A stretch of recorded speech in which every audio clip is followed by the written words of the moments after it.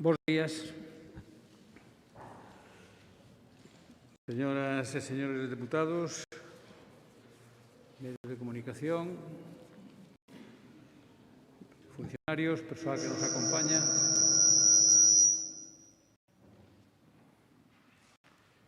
Bueno, despois deste acople, continuamos. Imos dar comezo á sesión ordinaria do Pleno da Deputación Provincial correspondente ao mes de abril. E antes de comezar co orden do día, decir que hai dúas deputadas que van a seguir o pleno, van a participar no pleno de xeito telemático por motivos do COVID, que son doña Maite Ferreiro e doña Mónica, que creo que me escoitan. Doña Maite, vemos que sí, non sei se doña Mónica tamén nos escoita, sí? Sí, perfectamente. Moi ben. E tamén decir que me acaba de decir a secretaria que lle trasladou o voceiro que por motivos dun pleno no Concello de Villalba, don Agustín Bamonde inicialmente non vai estar con nós e, se lle permiten as circunstancias, se incorporaría ao largo do pleno. Dito isto, comenzamos co orden do día e o primeiro deles é a aprobación se procede da acta da sesión ordinaria celebrada o día 30 de marzo de 2021. Non sei se hai alguna cuestión á acta. Non hai nada, por todo sometemos a votación. Aclarar, antes de nada, que hoxe, debido ao seguimento telemático de dúas deputadas, as votacións faránse a man alzada, dado que elas non poden votar electrónicamente desde os seus sitios. Así que votaremos a man alzada. Así que, votos a favor. Unanimidade. Queda aprobada por unanimidade. Pasamos ao segundo punto da orde do día, que é modificación do orzamento da Deputación de 2021 vía suplemento de crédito. Dictamen da Comisión, por favor. Fue dictaminado en la Comisión Informativa de Economía, Recaudación, Facenda Especial de Contas correspondiente al día 22 de abril del 2021 y el dictamen de dicha comisión es favorable a la propuesta de la Presidencia. Muchas gracias, señora secretaria. Para defender este punto, en nome do Goberno, ten a palabra doña Mayra García.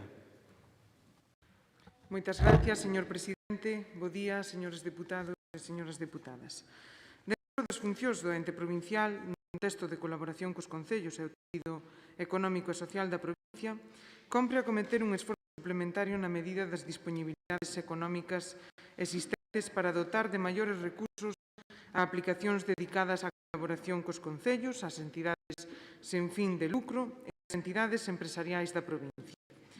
Con esa finalidade, estímase preciso a realización dunha modificación orzamentaria vía suplemento de crédito, de xeito que as aplicacións do orzamento inicialmente aprobado sexan incrementadas mediante a utilización de remanentes de tesourería existentes.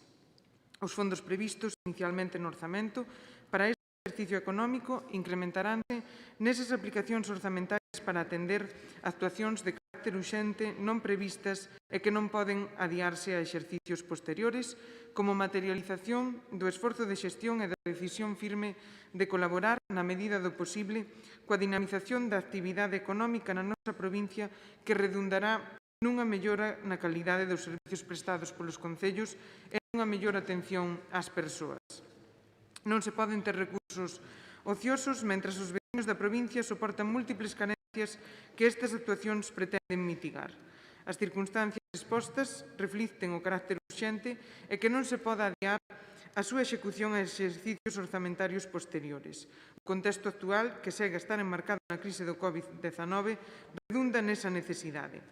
O exposto e coa xustificación referida, proponse que se realicen no orzamento do ano 2021 modificacións orzamentarias pola vía do suplemento de crédito con cargo aos remanentes de tesourería de exercicios orzamentarios anteriores para dar cobertura a actuacións nos seguintes ámbitos.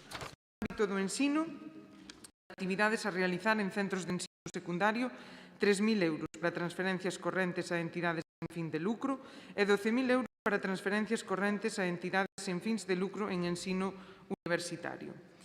No ámbito da cultura, en actividades de promoción e dinamización cultural, proponse a cantidade de 45.000 euros para actividades culturais, 50.000 para transferencias correntes a entidades sen fins de lucro e 101.000 para transferencias de capital a concellos. En canto á mocidade, propóñense 250.000 euros para transferencias de capital a concellos en actuacións dirixidas á mocidade. No ámbito do deporte, para actividades de promoción e fomento do deporte, proponse a cantidade de 75.000 euros para transferencias correntes e de 290.000 para transferencias de capital a concellos. No ámbito do medio rural, en actuacións de carácter económico referentes á mellora, fomento e ordenación das actividades agrícolas, gandeiras e da pesca, proponse a cantidade de 30.000 euros para transferencias correntes a concellos e 416.875,24 para transferencias de capital a concellos. Relativo a turismo, para transferencias correntes destinadas a actividades de promoción turística, 33.300 euros a empresas privadas e 29.000 euros a entidades sen fins de lucro.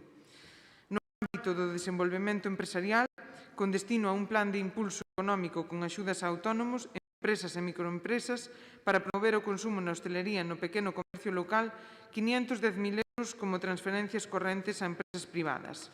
154.000 euros para transferencias correntes a entidades sen fin de lucro e 16.300 para transferencias de capital a entidades sen fin de lucro. En canto ao ámbito de infraestructuras de interese veciñal, en colaboración coas asociacións veciñais da provincia, para a creación e mellora e mantemento de infraestructuras básicas, destinaránse 33.000 euros.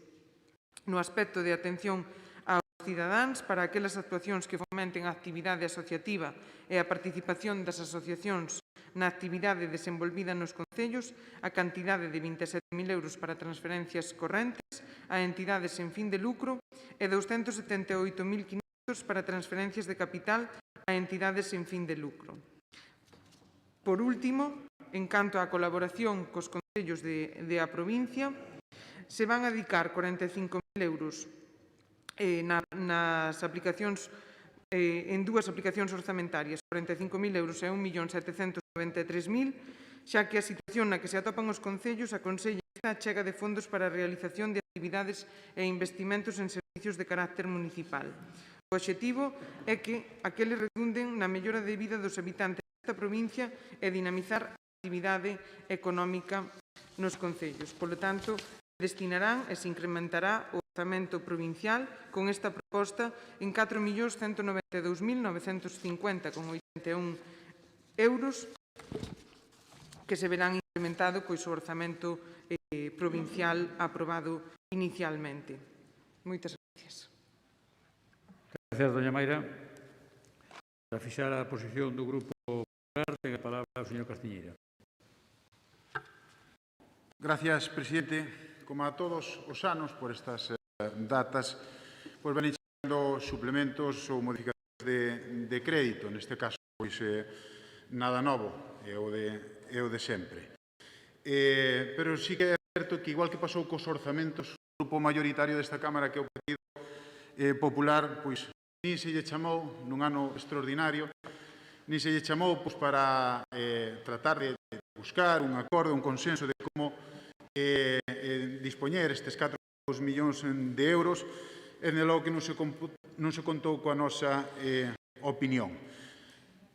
Que son partidas que non son partidas específicas, falan os seus proxectos concretos, que proxectos van a ir destinados estes 4,5 millóns de euros. Ni sabemos cal é o fin definitivo. Non nos sepemos, é que nos tememos que isto poida ser como o ano pasado. O ano pasado eran 3,3 millóns de euros aproximadamente, agora son 4,2, pero ao final eses 3,3 millóns de euros que traían unha disposición moi parecida a que acaba de decir agora a señora García, pois acabaron sendo para convenios directos aos concellos. Daquela, o decíamos, deses convenios, 16 para o PSOE, 7 para o BNG e 1 para o Partido Popular e un para outro Concello de Independentes. Como nos tememos que isto vai a ser exactamente o mesmo, e ao final, pois, bueno, é un cheque en blanco para que pois, PSOE e BNG pois, fagan o reparto que eles estimen oportuno.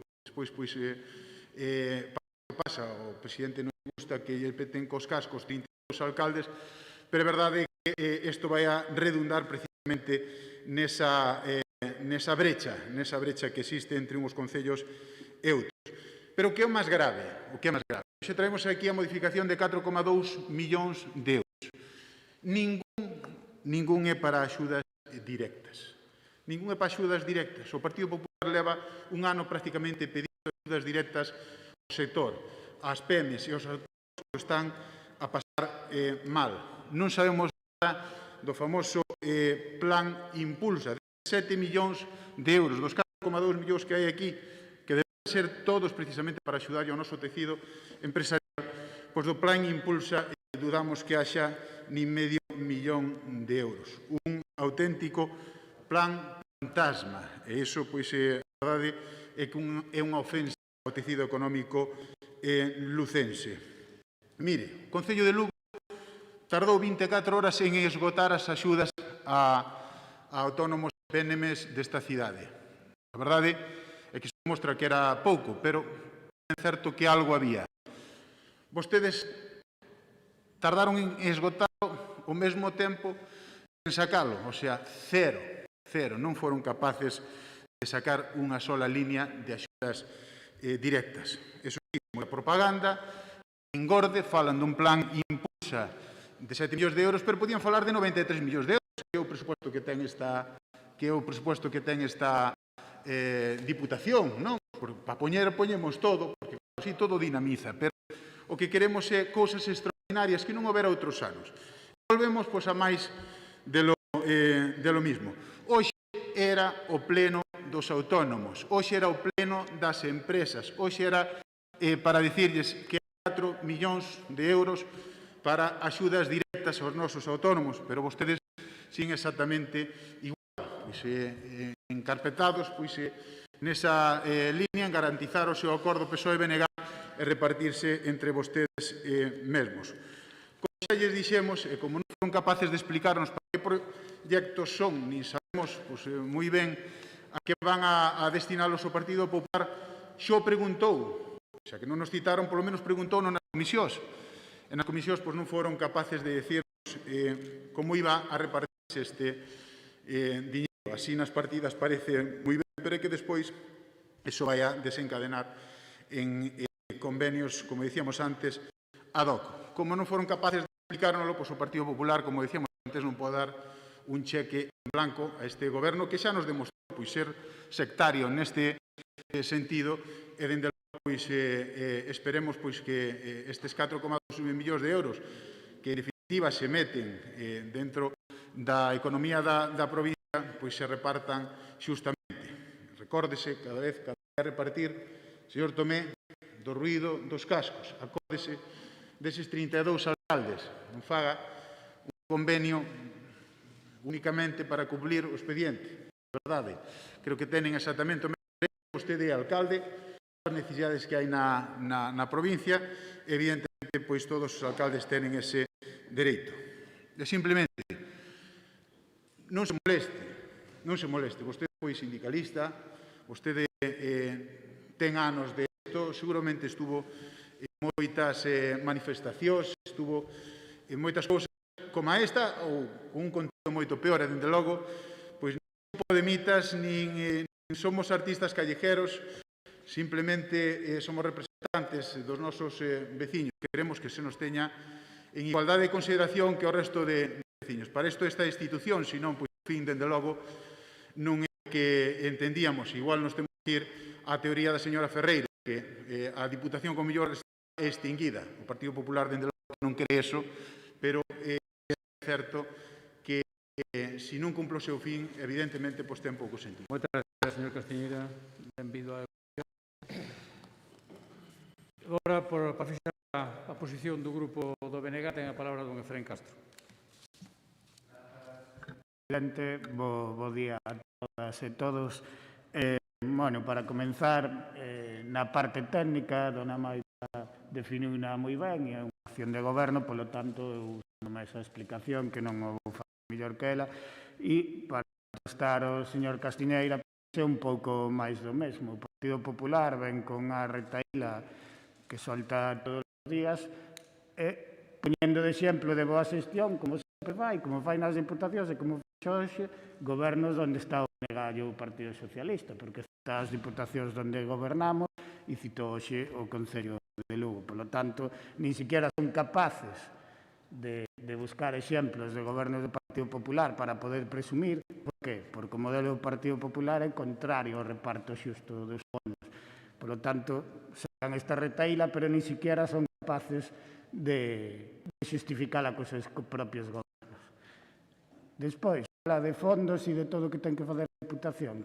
Quedámonos cortos en moitas cousas porque non hai fondos. Pero tamén temos escasez de fondos porque temos que cubrir as eivas da Xunta de Galicia. Pois teñen a matraca, pero eu teño outra. Iso les digo.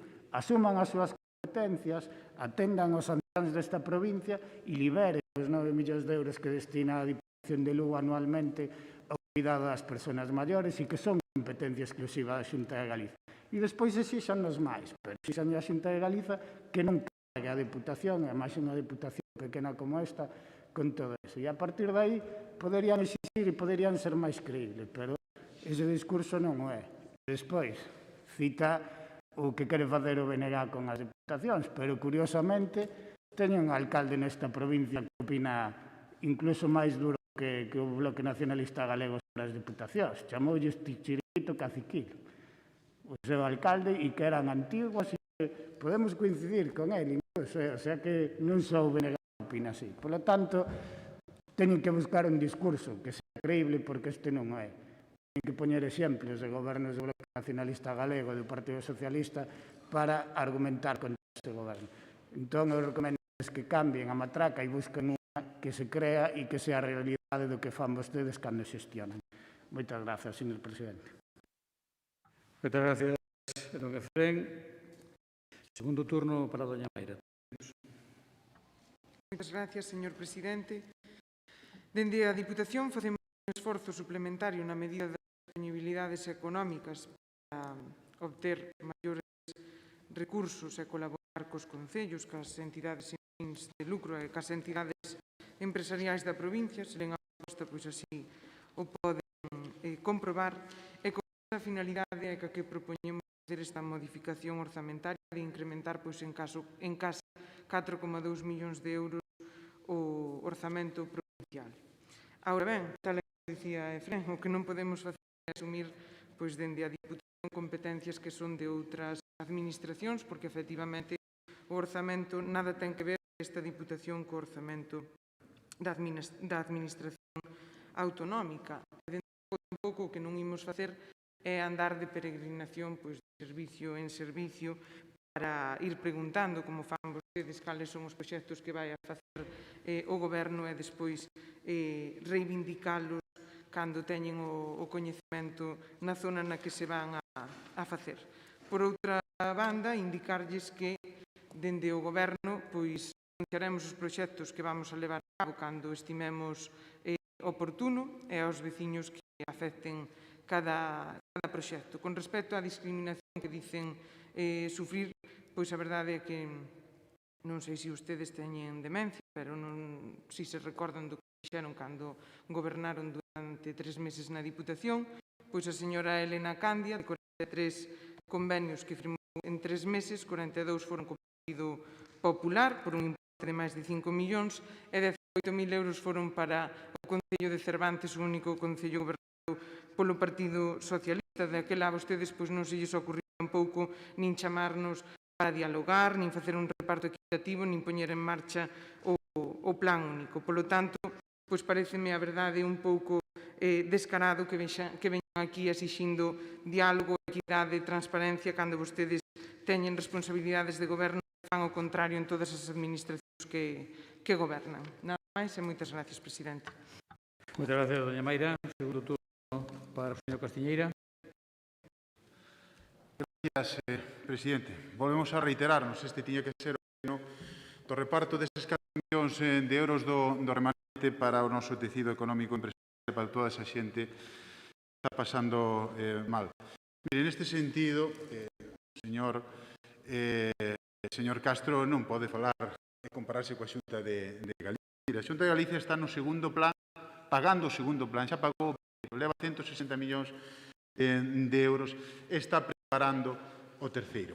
Vostedes nada, mire, vostedes nin o 1%, que me pareceu incluso oír aquí por parte da señora García que querían, ou que traían unha moción que querían dar 1%, bueno, 1% dos 93 millóns de euros son 900.000, nin o 1% trae de axudas directas ou polo menos ata o día de hoxe. Eu creo que non deberían queixarse da Xunta. Pregúntenlle aos hosteleiros, falen cos hosteleiros. Pero cos hosteleiros, os representantes, pois evidentemente están aí e tenen as súas asociacións, pero os hosteleiros directamente pregúntenlle quen lle está dando axudas, van dicir que única e exclusivamente a Xunta de Galicia. Tampouco quería pensar que vostedes se lamentan por facer as residencias de anciáns, porque sempre que o dice así, pois de modo de queixa, se non fora polas residencias, podíamos fazer máis cousas. Bueno, eu creo que é unha dinámica política que vostedes anunciaron, que vostedes venderon, evidentemente da que vostedes se deben ser responsables e das que todos estamos moi orgullosos. Evidentemente, eu creo que non deberán falar de forma despectiva, dicindo que por culpa das residencias non facemos outras cousas. Non me vale, porque eso non é suficientemente xusto. Decía a alcaldesa de Trabada que tiñamos demencia por non acordarnos. Entendo que, como moito, pues, se nos poden olvidar as cousas, pero non demencia. Pero, mire, vostedes gobernaron nos últimos 14 anos menos 3 meses. E nosotros gobernamos 3 meses. 3 meses. Se vostede mira eses convenios, pues, dice claramente o seu epígrafe que efectivamente son para a compensación dos últimos 10 anos de políticas en contra de certos concellos. Por lo tanto, non compare o que vostedes levan feito en 14 anos de sectarismo con 3 meses do Partido Popular. De verdade eu le digo, porque quedan moi lonxe de outro tipo de políticas. E xa veremos despois en que se van a repartir estes 4,2 millóns de euros. E xa veremos como vamos a ter que volver a petarlle cos cascos ao señor Tomé. Esperemos que non meta a pata desta volta. Pero, se así o vemos, así o vamos a reclamar. Eso tamén o dicimos dende aquí. Moitas gracias, señor Castiñeira. Segundo turno, don Efrén.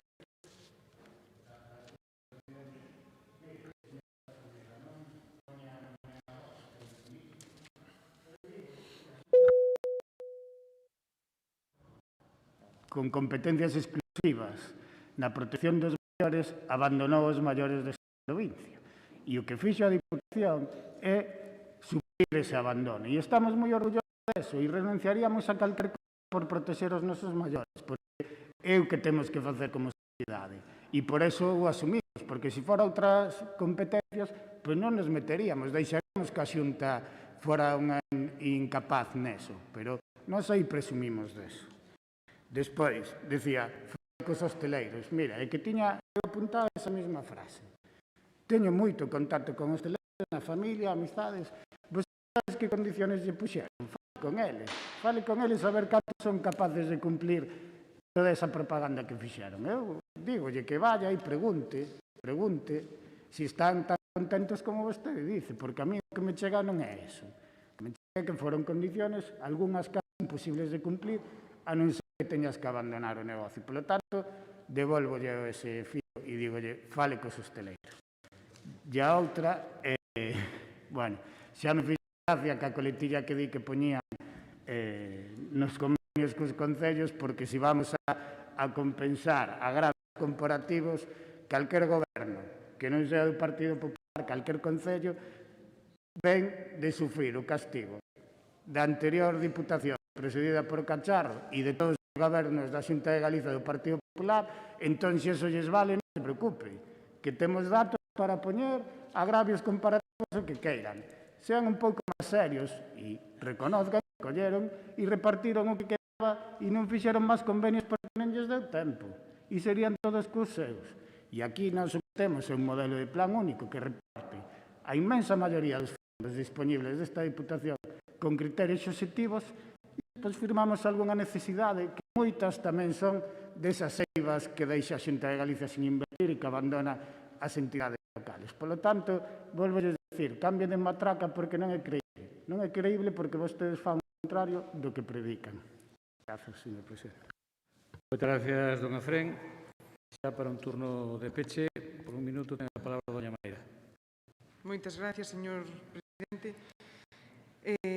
Bueno, eu destacar a importancia deste acordo que, a fin de contas, vai dispoñer de 4,2 millóns de euros máis para atender necesidades dos veciños e das veciñas desta provincia e trasladarlles tamén ao Partido Popular que é moi fácil dar as axudas cos fondos de outras administracións e que a Xunta de Galicia renunciou a ese 1% que supoñía máis de 60 millóns de euros que aportarían as administracións locais precisamente para contribuir e axudarlles ás empresas que peor o estiveron pasando durante esta crise sanitaria. Nada máis e moitas gracias. Gracias, doña Maira. Por rematado o debate, sometemos a votación este punto número 2. Así que votos a favor. 13 votos a favor. Votos en contra. 11 votos en contra. Queda, por tanto, aprobada esta modificación do orzamento. Pasamos ao punto número 3, que é proposta do Goberno en demanda de que se manteña a toponimia oficial de Ría de Ribadeo. Para expoñer esta iniciativa en nome do Goberno, ten a palabra doña Mónica Freire. Denlle voz, por favor. Moitas grazas, señor presidente. Agardo que se me escoite ben. Creo que sí. Sí. Bueno, moi bo día a todas e a todos. Ben, bueno, o pasado día 13 de abril facíase pública a nova de que o Goberno do Estado comeza a tramitar a solicitude do Principado de Asturias para oficializar o nome Ría de Leo, algo que vai contra a oficialidade do topónimo actual Ría de Ribadeo, que é un nome, ademais, históricamente empregado por habitantes galegos, por habitantes asturianos, e de calquera outra latitude, e de igual xeito, o nome registrado en todo tipo de documentos históricos. Deste xeito, pois, comeza agora un proceso administrativo no que entendemos que a Deputación Provincial de Lugo e a Xunta de Galicia non poden quedar ausentes na defensa da nosa toponimia, e do nome que leva unindo a todas e todos desde xa fai séculos, non? Para isto, bueno, ambas institucións, pero sobre todo o Goberno galego, poden empregar unha cantidade inxente de documentación, unha cantidade inxente de argumentación, tanto histórica como lingüística, xa que podemos observar, como xa se falaba, de Ría de Ribadeo pois nas cartas do almirantado inglés do século XVII ou no Arquivo Xeral de Simancas do ano 1795. Estes que acabo de enumerar só son uns poucos exemplos que nos permiten ver a antigüedade do uso deste termo, mas tamén podemos acudir a razóns sociolingüísticas debido a que o termo Ría de Ribadeo foi o único termo empregado na oralidade, tanto polos habitantes dunha beira como da outra da ría, até que fai unhas poucas décadas se introduciu un debate que entendemos que é imposto e claramente interesado por parte de algúns gobernos de concellos asturianos, non, que viñeron a xerar un debate toponímico artificial que non existe e non existiu en ningún momento na sociedade e o na vida, non?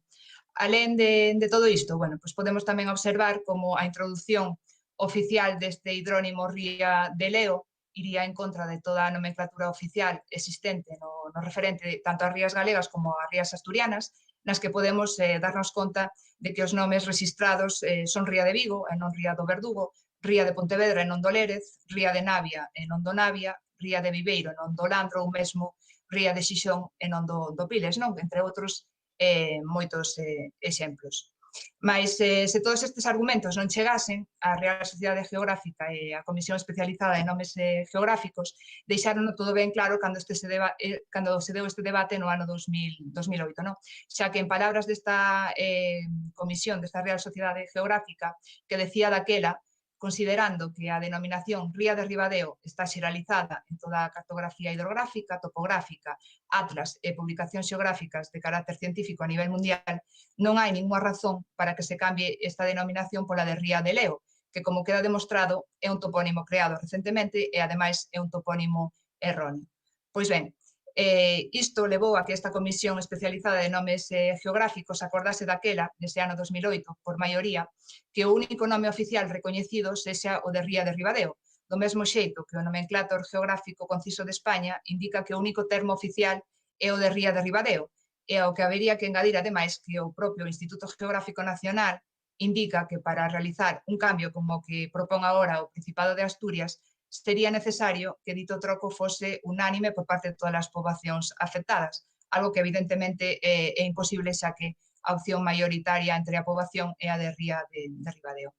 Pois por todo o exposto con anterioridade, bueno, pois o Goberno da Deputación Provincial de Lugo, logo de someter esta moción a debate, propón a adopción por este pleno dos seguintes acordos. En primeiro lugar, apoiar que a Deputación de Lugo presente alegacións acompañadas dun informe técnico en apoio ao mantemento do nome oficial de Ría de Ribadeo, neste procedimento aberto polo Goberno do Estado en relación coa solicitude do Principado de Asturias para o cambio do nome de Ría de Leo. En segundo lugar, instar a Xunta de Galiza a ter unha posición unánime, unha posición de país da nosa toponimia, participando neste proceso de alegacións iniciado polo Goberno do Estado, co obxectivo de que se manteña como único topónimo oficial o de Ría de Ribadeo, para denominar a este espazo que nos separa Galiza e Asturias. Atendendo, ademais, a que xa a propia Xunta de Galicia, nese ano 2008, se manifestara favorablemente ao respecto do uso do topónimo Ría de Ribadeo. E, por último, dar conta destes acordos ao Goberno do Estado e aos seus organismos competentes na materia. Moitas gracias, doña Mónica. Para fixar a posición por parte do Grupo Socialista, ten a palabra a doña Mayra García. Moitas gracias, señor presidente. A Deputación de Lugo vai a defenderse a toponimia oficial existente da provincia e de Galicia, que é a toponimia referendada polo uso de veciños e veciñas e apoiada polas testemunhas históricas.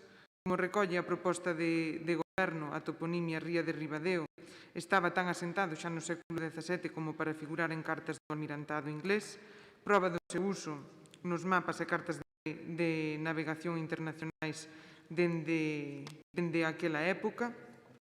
No eido popular, o topónimo, pois tal e como decía tamén a deputada do Bloque Nacionalista Galego, é de uso frecuente entre os veciños de ambas beiras das rías, sen ter xerado ningún conflicto. E, dende logo, pois imos a defender a toponimia tradicional que representa séculos de convivencia entre veciños nunha zona concreta da nosa xeografía, unha toponimia que é coñecida tamén no estranxeiro, que nos identifica e axuda a promover o turismo. As rías son parte do patrimonio natural galego e forman un dos nosos sinais de identidade máis coñecido a nivel nacional e internacional. Non podemos aceptar que de un xeito unilateral se impulse o cambio de nome de unha delas, e tampouco entendemos que se aposte por unha solución extraña como é a de darlle á ría o nome do río e non de unha vila. Non podemos contar, ademais, con unha solución que, ademais, minimiza a presencia e a visibilidade de un concello da nosa provincia, neste caso, o de Ribadeo. Fai pouco tempo a Diputación amosou a súa preocupación pola intención tamén de un pobo leonés, o de Candín, de trocar o seu nome por Ancares, e non podemos deixar pasar accións que de un xeito ou de outro xeren confusión, parezan negar a existencia de séculos de convivencia ou mesmo tratan de aproveitar ou patrimonializar nun punto o que pertence a moitos. Pola nosa parte, nada máis e moitas gracias. Gracias, doña Mayra. Polo Grupo Popular, ten a palabra don Jesús Novo.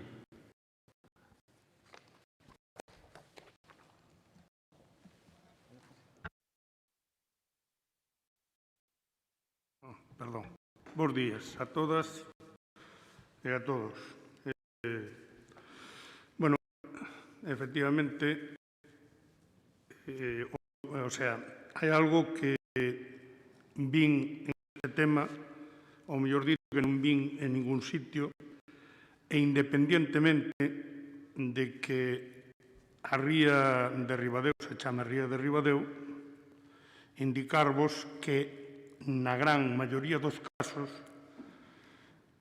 as rías suelen levar o nome do primeiro pobo importante que hai entrando a estribor, quero dicir, entrando á dereita.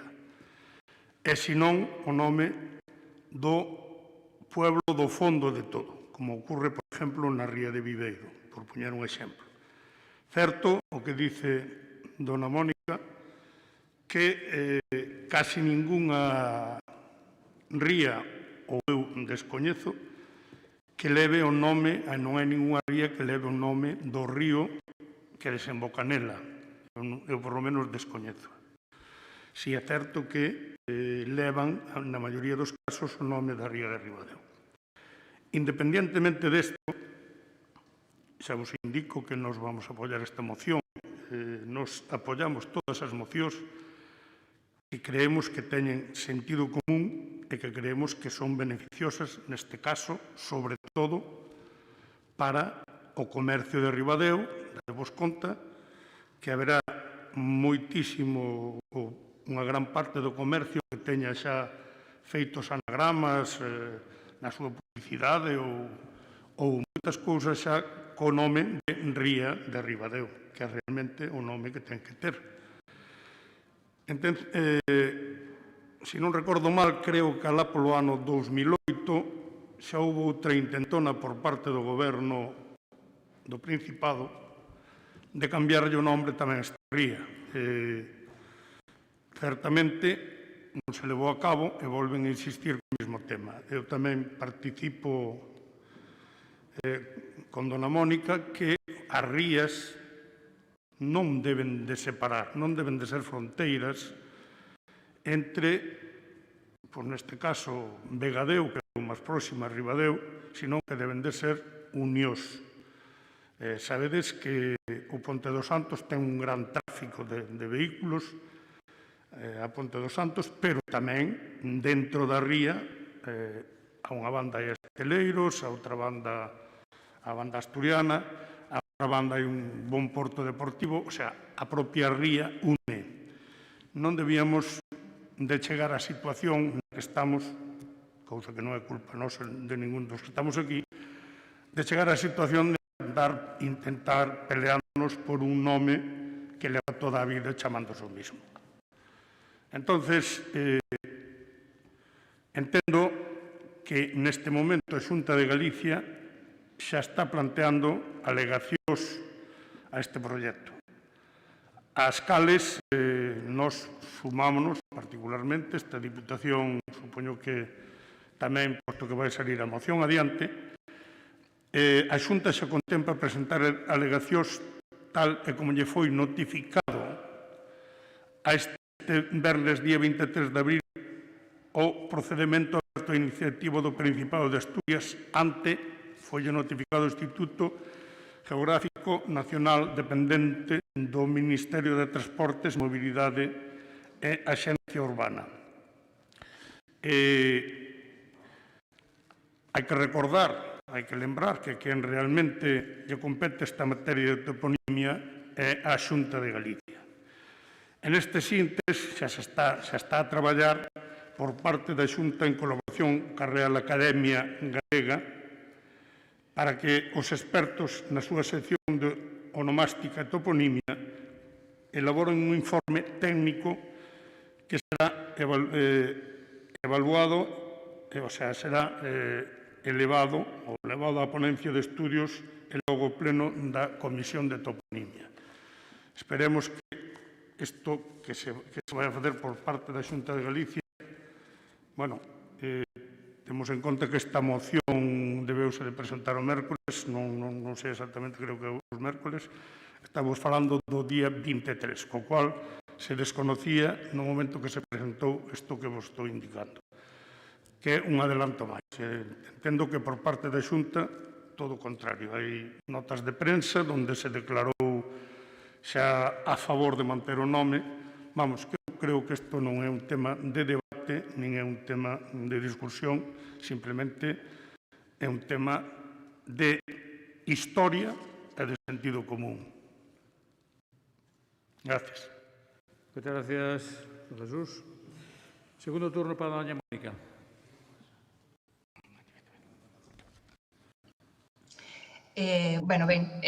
Desde o Goberno da Deputación de Lugo entendemos que o obxecto desta moción, as propostas de acordo que nelas se elevan vai máis allá das nosas ideoloxías e non están vinculadas ás diferentes organizacións políticas que pertencemos e as que aquí representamos, polo que nos vinculamos da unanimidade que se vai a dar neste caso.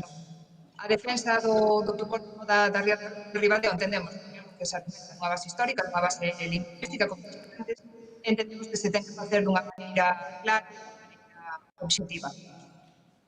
Polo dito anteriormente, no meu turno anterior, non acabamos de entender que chegamos neste momento a decisión do Principado de Asturias de reabrir este debate, é un debate totalmente fechado e que non ven a conto ahora mesmo, pois é evidente que non existe consenso entre as partes implicadas, así se manifestou xa desde o Concello de Ribadeo defendendo o topónimo de Ría de Ribadeo como único que debería ser oficial. Nin parece agora tampouco que a Administración asturiana aporte documentos novos ou calquera outra motivación, sexa consistente, que poida motivar un novo estudo en canto ao topónimo da Ría de Ribadeo. Eu, pola miña parte, quixera aproveitar a intervención para aclarar que presentamos esta moción con un ánimo tranquilo, con un ánimo conciliador, pero o único obxectivo que persegue a defensa da nosa toponimia, a defensa da nosa toponimia como un patrimonio propio que hai que defender e hai que conservar, xa que claramente este tratamento que se intenta crear agora é algo totalmente artificial, non responde á realidade. Mais tamén aproveito este segundo turno para lembrar que a ría de Ribadeo ten hoxe problemas moito importantes, problemas reais, como poden ser os altos niveis de coliformes provocados por a falta de saneamento integral, especialmente pola banda asturiana, o que sería máis útil, pensamos que na resolución destes problemas que sí que son reais, que sí que afectan a veciñanza dunha beira e da outra. Doña Mónica, escoitámola regular, había algún corte, a ver se para o turno de peche podera funcionar ben ese aparato. De todas maneiras, podémosla entender, pero había algúns cortes. Vale. Ben, para o segundo turno ten a palabra a doña Mayra. Moi brevemente, agradecer o consenso e trasladar que, que de entrada, agora, neste momento, pois quen iniciou o debate foi un compañeiro, un parlamentario do Partido Popular de Castropol. Non obstante, agradecer pois precisamente o consenso que acadamos aquí na Diputación. Moitas gracias. Moitas gracias, doña Mayra. Don Jesús. Bueno, xa que falamos así, pois tamén non tiña pensado intervenir agora moito, pero tamén me gustaría saber, posto que dona Mayra dice que os asturianos non deben de interferir aquí, pois gustaríame saber a opinión que ten que saleu non fai moitos días onde unhos representantes do Bloque estaban defendendo que a comarca do Bierzo fora galega. Vamos a ver, se vostede está falando dunha cousa, pois a ver que opina cando vai xente do Bloque galego ao Bierzo que sepamos de momento de León e veñen defendendo que debían de ser galegos.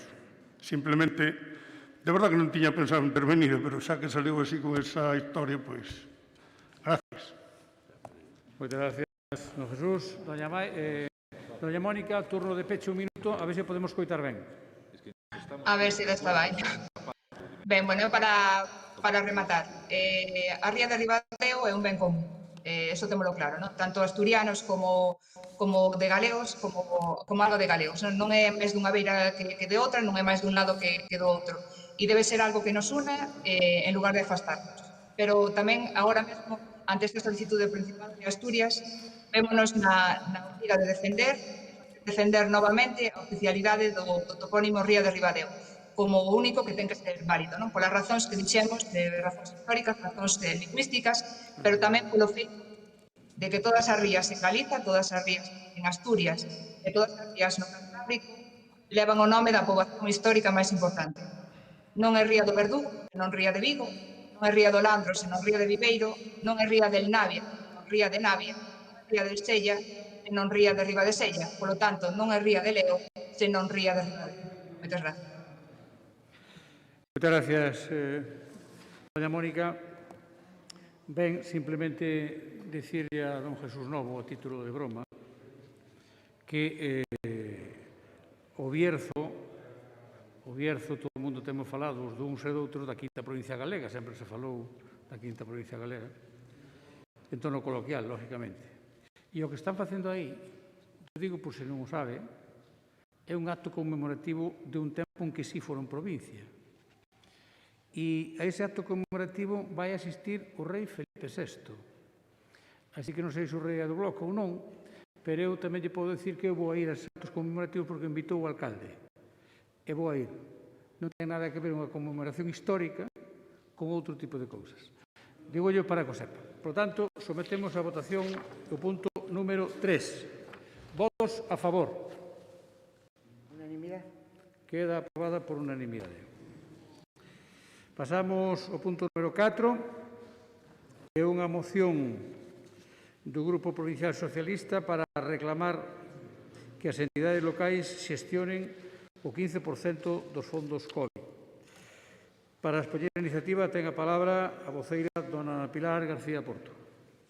Moitas gracias, señor presidente. Bo día a todas e a todos. Como vostedes saben, hai un acordo da Xunta Xeral da FEM que representa a todos os concellos España do pasado día 31 de marzo, polo que se fai unha declaración institucional que dá pé a nosa moción para que as entidades locais, é dicir, as diputacións e concellos, poidan participar na xestión 15% dos fondos que se reciban de Europa e tamén do Estado para a recuperación económica. No caso de Galicia, levamos máis dun ano vendo como a Xunta, a Administración, que é quen recibe eses fondos e a quen se lle transfiren para o seu reparto, leva un ano impoñendo aos concellos novas obrigas derivadas da loita contra o COVID. E ben saben tamén vostedes que os concellos pasaron a asumir novos gastos. Por un lado, os que viñan derivados das novas necesidades dos veciños e das veciñas, e por outro lado, os que lles viñeron impostos pola Xunta de Galicia a través das novas obrigas.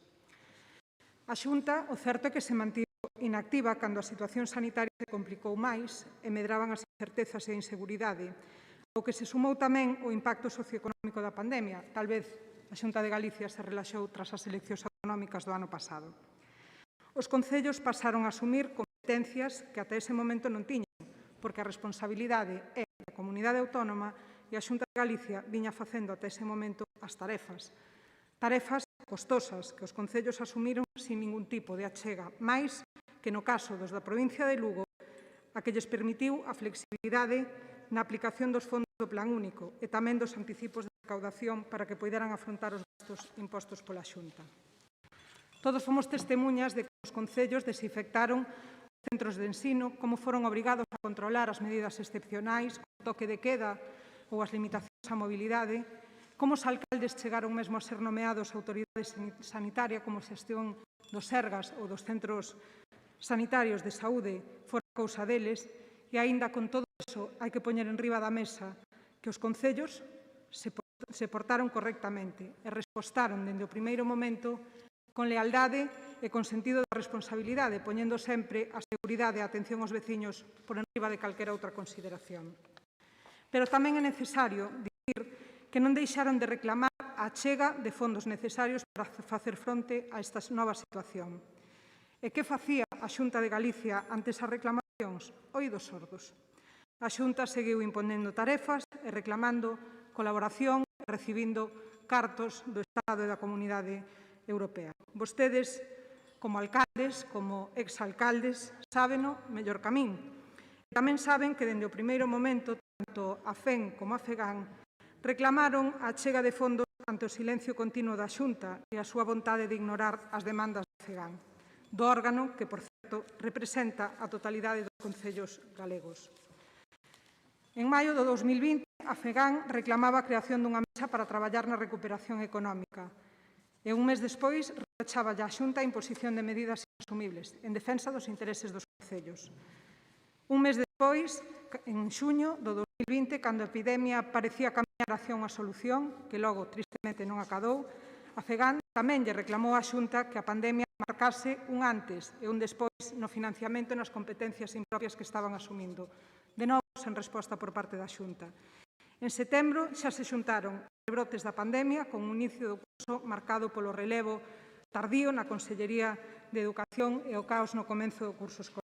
En outubro, a FEGAN volvía a pedirlle á Xunta e ao Goberno que achegasen fondos COVID ás administracións locais. En decembro, fai uns meses, presentaron dende a FEGAN un estudio que amosaba que a epidemia incrementou en 17.000 as solicitudes plantexadas ante a administración local, 17.000 solicitudes que supoñen para as arcas municipais de Galicia 6 millóns de euros cada mes que están asumindo en solitario os concellos. 6 millóns de euros que se poñen por parte dos concellos non se están destinando a outras inversións que son necesarias para os veciños e veciñas. En ese sentido, como saben vostedes, a xuntanza do presidente da FEGAN coa conselleira de Servicios Sociais tampouco tuvo froitos. A FEGAN vende a activar no mes de marzo a mesa de traballo entre os concellos e a Xunta de Galicia. Precisamente no mes de marzo e no mes o Goberno central habilitou 11.000 millóns máis en medidas para o comercio, para o sector turístico, para a hostelería e para os autónomos. 7.000 millóns serán xestionados polas comunidades autónomas que, ademais, recibirán 8.000 millóns de euros adicionais a maiores para sanidade, educación, empresa e política social que proceden de fondos europeos.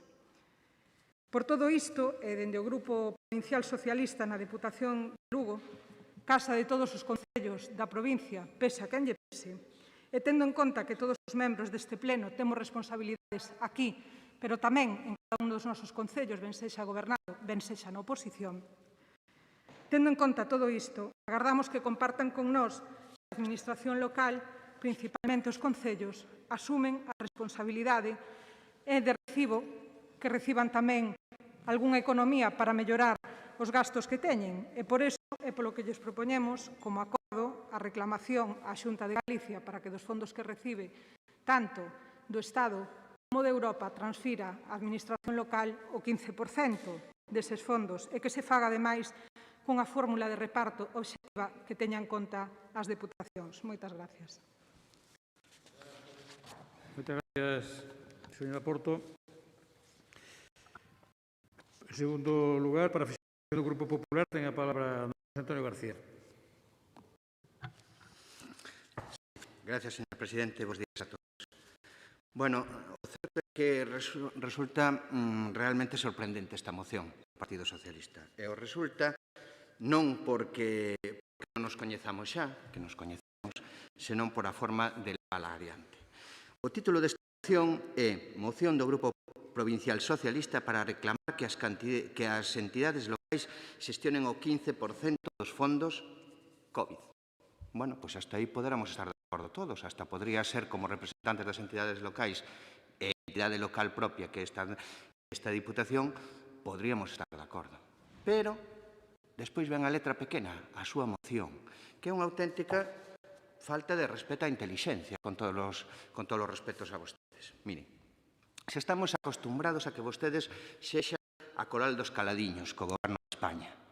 O foron no tren, cando nos recortaron dúas variantes importantísimas para a conexión con Ourense, 500 millóns de euros, quedámonos caladiños. Vostedes votaron a favor do seu goberno amigo de Madrid en contra dos intereses da provincia de Lugo.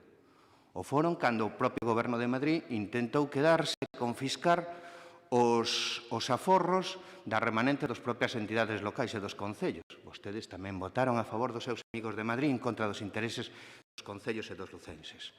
E o foron tamén, recentemente, cando aquí se debatiu o prezo do solo industrial por parte do Estado na provincia de Lugo. Votaron en contra dos empresarios, votaron en contra dos concellos e a favor dos seus amigos de Madrid. Pero resulta que agora levamos unha moción na que solicitamos a participación dos fondos COVID para entidades locais, co que estamos de acordo, pero non lle pedimos a quen reparte os fondos, senón lle pedimos a quen nos recibe. É dicir, vostedes son capaces de contar de non molestar nada, non vai a ser que se enfaden os seus amigos de Madrid, de non lle solicitar o reparto de fondos ás entidades locais directamente ao Goberno de España, que, como representante dun Estado da Unión Europea, é quen está repartindo os fondos. Fíxense vostedes que caladiños son. Eso sí, veñen ca matraca do señor Feijóo, a culpa de Feijóo que recibe millóns e despois, en que os gasta a Xunta de Galicia? Oiga, pois basicamente en colaborar cos concellos e nas necesidades básicas desta COVID. Sí, e voulles decir por qué. Sí, voulles decir por qué. Non, miren, o Servicio de Axuda ao Fogar, un exemplo, Servicio Social Básico dos Concellos, aumento das horas e colaboración da Xunta de Galicia. O tecido industrial, o tecido autónomos, a hostelería da provincia de Lugo, esa que vostedes non son capaces de axudarlle en nada, reciba as axudas da Xunta de Galicia, vamos para o terceiro plan de rescate. Vostedes querenlle sacar o 15% do que reciben os hosteleiros da provincia de Lugo, vostedes que son incapaces de articular 0 euros para os hosteleiros e para os autónomos, querenlle sacar o 15% para que lles den a vostedes, a Deputación de Lugo. Que van a pensar os autónomos desta provincia cando oigan a súa proposta? Como son capaces de non sequera seguir o que di a FEN? A FEN non di o que vostede dice, non o di. O que di o presidente da FEN, e aí están as súas declaracións, xa lles enseñarei ao rematar, do señor Abel Caballero, socialista de PRO, que as entidades locais de España, os concellos e as diputacións, queren participar directamente no reparto de fondos europeos, non a través das comunidades autónomas. Por lo non lle reclamemos á comunidade autónoma, reclamémoslle a quen está facendo ese reparto, que é o Goberno de España. 9 veces presentou os fondos o señor Pedro Sánchez na televisión. 9 veces. A día de hoxe nin siquiera a comunidade autónoma sabe como se van a repartir eses fondos. 1 ano e medio leva presentando eses fondos o señor Pedro Sánchez. Ni unha mención de asignación directo aos concellos. Ni unha. Eso sí, no Senado sabe que dixeron os seus compañeiros? Que os concellos non están capacitados intelectualmente para facer ese reparto. Os socialistas madrileños, señora García Porto, eses son os seus. Pero veñen aquí unha vez máis a Xunta, o señor Feijóo, todo fai mal, o COVID fai moi mal, claro. Pero o 12 de julio xa lles dixeron os galegos que non fai mal. E seguirán. Pois non. Despois temos outra moción, a nosa, que é a que está apoiada por a maioría de concellos e de todos os partidos políticos de España, que sí que piden o que hai que pedir. O reparto a quen ten que repartir, que é o Goberno de España. Oiga, non sei que interlocución teñen vostedes cos compañeros de Madrid e co Goberno de España, pero parece que ningunha. E prefiren vir aquí a pedir diñeiro a quen recibe para repartir que a quen reparte. Pois iso non lle vai así. Si xa sei, se acabarán botándolle a culpa a Rajoy, porque, por exemplo, ahora resulta que a culpa de Feijóo que os alcaldes sean autoridades sanitarias, cando son autoridades sanitarias por unha lei estatal que aprobou o señor Zapatero. Non sei se o sabía. Por tanto, onde estamos? A quen nesta provincia se lle pode decir que vostedes veñen xa non a repartir un euro aos autónomos desta provincia, senón a sacárselo, que é o que propoñen. Propoñen que parte das axudas, o 15% das axudas que está repartindo no punto segundo da súa moción, que están recibindo os autónomos e os hosteleiros, xa queden vostedes, a Diputación Provincial de Lugo. Vaya vergonza. Vaya vergonza de moción. E ademais non sei quen lles fai mocións, porque é que neste reparto que vostedes dicen que se prime a poboación dos concellos, é dicir, nós, os lucenses, unha provincia rural pequena e con concellos moi pequenos, e vamos a repartir según a población. Están encantados en Coruña e en Pontevedra coas súas propostas, señora García Porto. Moitas gracias, señor García. Para o Grupo Provincial do BNG ten a palabra don Efraín Castro.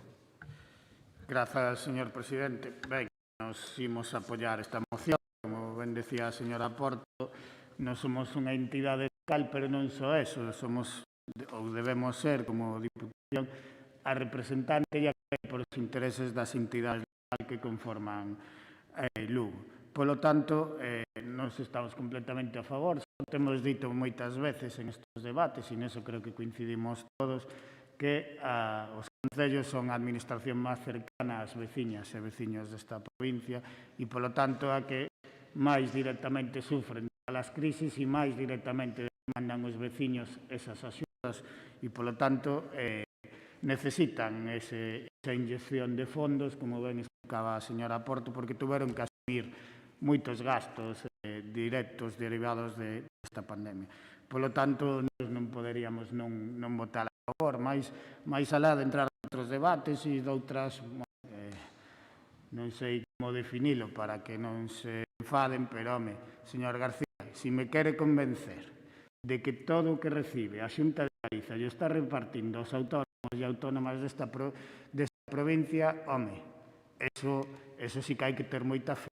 Hai que pedirnos que acumulemos xa non con roldas de muiños, sino non sei como que. Que nos va a hacer creer que todos os fondos que está recibindo a Xunta de Galicia se está repartindo con criterios obxectivos e os autónomos e autónomas desta provincia? Home, sean serios, cando menos no debate, debatan outras cousas e argumenten, pero con realidades, porque eso é que non se sostén por ningún sitio. Por lo tanto, aquí trátase de si queremos reforzar as entidades locales, o meu grupo está convencido de que así o necesitan, de que é a administración máis áxil, a que máis pode ter capacidade de axudar rápido aos veciños e, polo tanto, necesita esos fondos. E dai a noso voto a favor. E eu diría eso, sean serios na argumentación, non nos fagan creer que están destinando todos os fondos a eso, porque dice que yo van quitar aos autónomos. Non, pero expliquen que gasta toda a Xunta de Galicia, porque aí non vai todo. Tuvo que falar do SAD, fíjese, onde ven existindo o SAD, que ademais é cofinanciado. E o SAD non depende deses fondos. Por lo tanto, sean serios na súa argumentación e digan se queren ou non queren reforzar a economía dos concellos desta provincia. Nós imos votar a favor. Gracias, señor. Moitas gracias, don Efrén. Porto, segundo turno.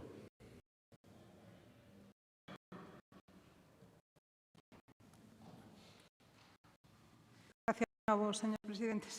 A min, a verdade é que non deixa de sorprenderme a súa actitude de cabreo permanente cada vez que é unha moción do Partido Socialista a este pleno e logo xa entra na seguinte fase que é a de terxiversar e mentir. Mire, non lle sacamos nada a nadie con esta proposta que facemos, porque a Xunta de Galicia ainda ten na conta do debe 471 millóns de euros sin invertir. Nos gustaría saber a onde os van a destinar.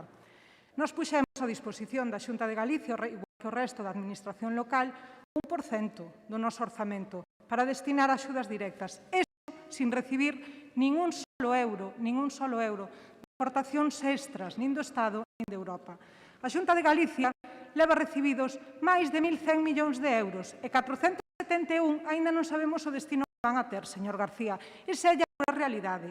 Esa é a dura realidade. E o mesmo esforzo que está facendo a Deputación de Lugo están facendo todos os compañeiros que están sentados con vostede que teñen responsabilidade nos concellos, ou igual que os que están sentados deste lado, porque están atendendo as necesidades dos veciños e veciñas sin ter un solo euro de aportación. E se a Xunta de Galicia dá axudas directas é porque está recibindo fondos de Europa e do Estado para facelo, porque do seu orzamento dispuxo de 0 euros para esas axudas, señor García. Esa é a realidade que estamos vivindo en Galicia, pero vostedes contradínse cada vez que falan, porque vostedes tuveron o valor de exixirlle a esta entidade, a Deputación de Lugo, en varias ocasións, que multiplicara os casos, que deixara de facer determinadas inversións e determinadas actuacións para dedicalas a unhas achegas que vostedes decían que eran imprescindibles. Eu recordo como o señor Poi nunha entrevista de radio decía que a Deputación de Lugo tiña 64 millóns de euros de remanentes. Xa viu que non era verdade, xa o dixen naquel día. E vostedes minten unha e outra vez e intentan enganar, porque hoxe mesmo está intentando colar a mensaxe de que nós lle sacamos cartos aos autónomos, cartos á hostelería e cartos ao comercio. É mentira. Nós estamos dispoñendo dos fondos propios, ao igual que os concellos, para reforzar a economía local, señor García. Esa é a realidade. Xa sei que non lles gusta, pero esa é a nosa realidade. Miren, eu creo que vostedes deberían de recapacitar, deberían de antepoñer os intereses dos seus veciños e veciñas a calquera outro interés, e se podemos estar de acordo noutras cousas, eu tamén creo que deberíamos de estar de acordo en que a administración local, e vou antepoñer, por suposto, os concellos ás deputacións, necesitan fondos para afrontar a loita ante a crise derivada da COVID. E vostede seguramente o sabe, alo menos tamén que a min. Moitas gracias.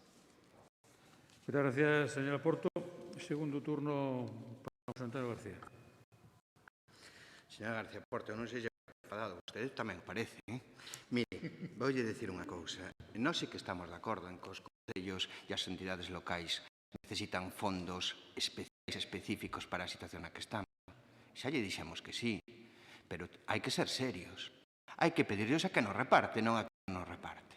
Quen reparte os fondos, insisto, quen está repartindo os fondos europeos de reconstrucción e resiliencia, como se dice agora mesmo, é o Goberno de España. Leva 9 publicacións o señor presidente do Goberno de España dicindo como vai repartir os fondos. Non vin a ningún socialista espantarse de que en ningún momento diga que o 15% deses fondos van ser para os concellos e as entidades locais. E mire, eu sinto moito, pero é que o que dixen é o certo. Vostedes no punto segundo da súa moción pídenlle á Xunta, reclamanlle á Xunta que lle transfira ás entidades locais, é dicir, a concellos e a esta administración, o 15% dos fondos que se van recibidos pola Xunta para axudas directas a PEMES e autónomos. Vostedes están pedíndolle á Xunta que o 15% que lle está dando aos autónomos que se lle retire para darlo a esta institución local. Onde estamos? Porque decía o señor Efrén antes, non sei con quen hosteleiros fala. A min dinme que uns hosteleiros di que as axudas da Xunta son poucas. Bueno, pois razoable, seguro que non chegan, seguro que son máis as perdas. Outros din, é que hai moita burocracia. Razoable, de feito, no segundo plan do rescate e no terceiro anunciado xa se reduciu moito. Home, un pouco de control público, de diñeiro público ten que haber. Esas dúas queixas dos hosteleiros poden ser razoables, pero o único que sí que están todos de acordo é que o único que dá axudas aos hosteleiros e aos autónomos en Galicia é a Xunta de Galicia. Porque senón, se quere, salimos por bares de Lugo e preguntámoslle que lles parece as axudas aos hosteleiros da Deputación Provincial de Lugo.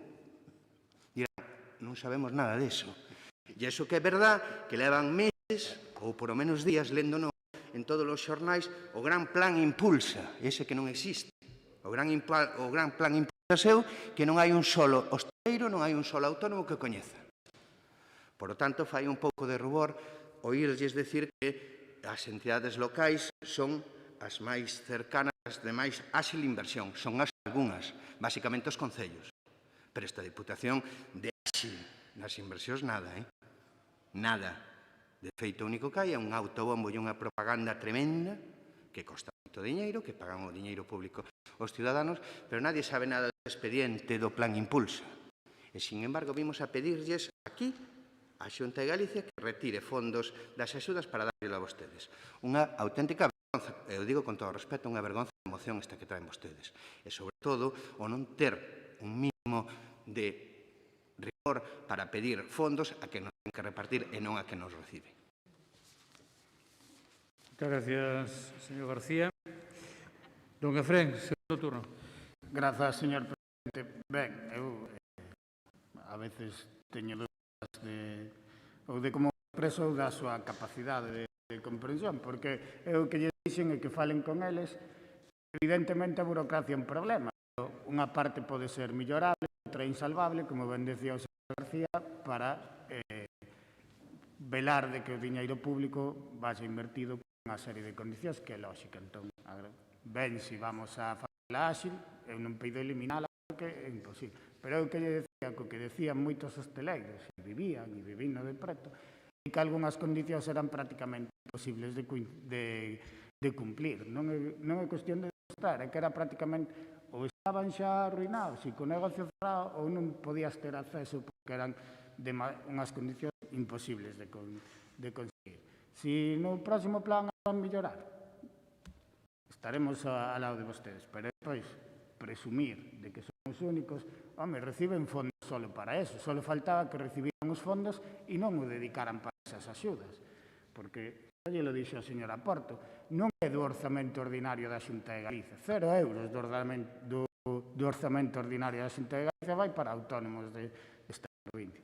Por lo tanto, presuman o xustiño, porque e despois, moi hábilmente, vostedes romperon o acordo que se ofreceu de todas as entidades locales de aportar 1%. E romperon para seguir con este discursillo que teñen. Pégame diñeiro e digo que son o único. E non deixo entrar os que queren. Porque aquí ofreceuse desta Diputación e de todos os concellos da provincia aportar 1% e a Xunta de Galicia non quixo. Non gesticule que ten moita manía isto é un pleno, entón non gesticule. Entón, aquí ofrecéiselles 1% e vostedes romperon ese acordo con esta Diputación e con o resto. E agora veñen presumindo de que reciben diñeiro para un fin que para ese concreto de autónomas e autónomos e veñen presumindo desto. Sean serios, pero en todo caso, aquí o debate é se hai que dotar de recursos económicos ás entidades locales, nomeadamente os concellos, para que podan facer fronte a esta pandemia. E nós creemos que sí, e polo tanto, imos votar a favor. E esa é a clave do debate e non toda esa nube que queren distraer o debate desta moción. Grazas. Moitas gracias, don Efrén. E agora, para un turno de peche, ten a palabra a señora Porto, por un minuto. Señor García, a súa incoherencia é máxima. Vostede ven aquí a decir que hai que pedirlle ao Goberno de España porque é que reparte e ao mesmo tempo piden a Diputación que non ten euros, nin ten fondos, nin reparte. Sin embargo, a Xunta de Galicia, que recibe 1.100 millóns de euros, este por encima do seu orzamento, non lle podemos pedir nada. Señor García, está completamente desacreditado neste debate. É lóxico que se lle pida a quen recibe. E a Xunta de Galicia, que dispón de 471 millóns de euros neste momento, sin invertir, debería de practicar eso que tanto lle reclama o Estado, a cogobernanza, que, por outro lado, o Estado sí lle está ofrecendo. Debería de reunirse cos concellos, coas diputacións, debería de reunirse coa FEGAN e chegar a acordos para unha mellor distribución dos fondos.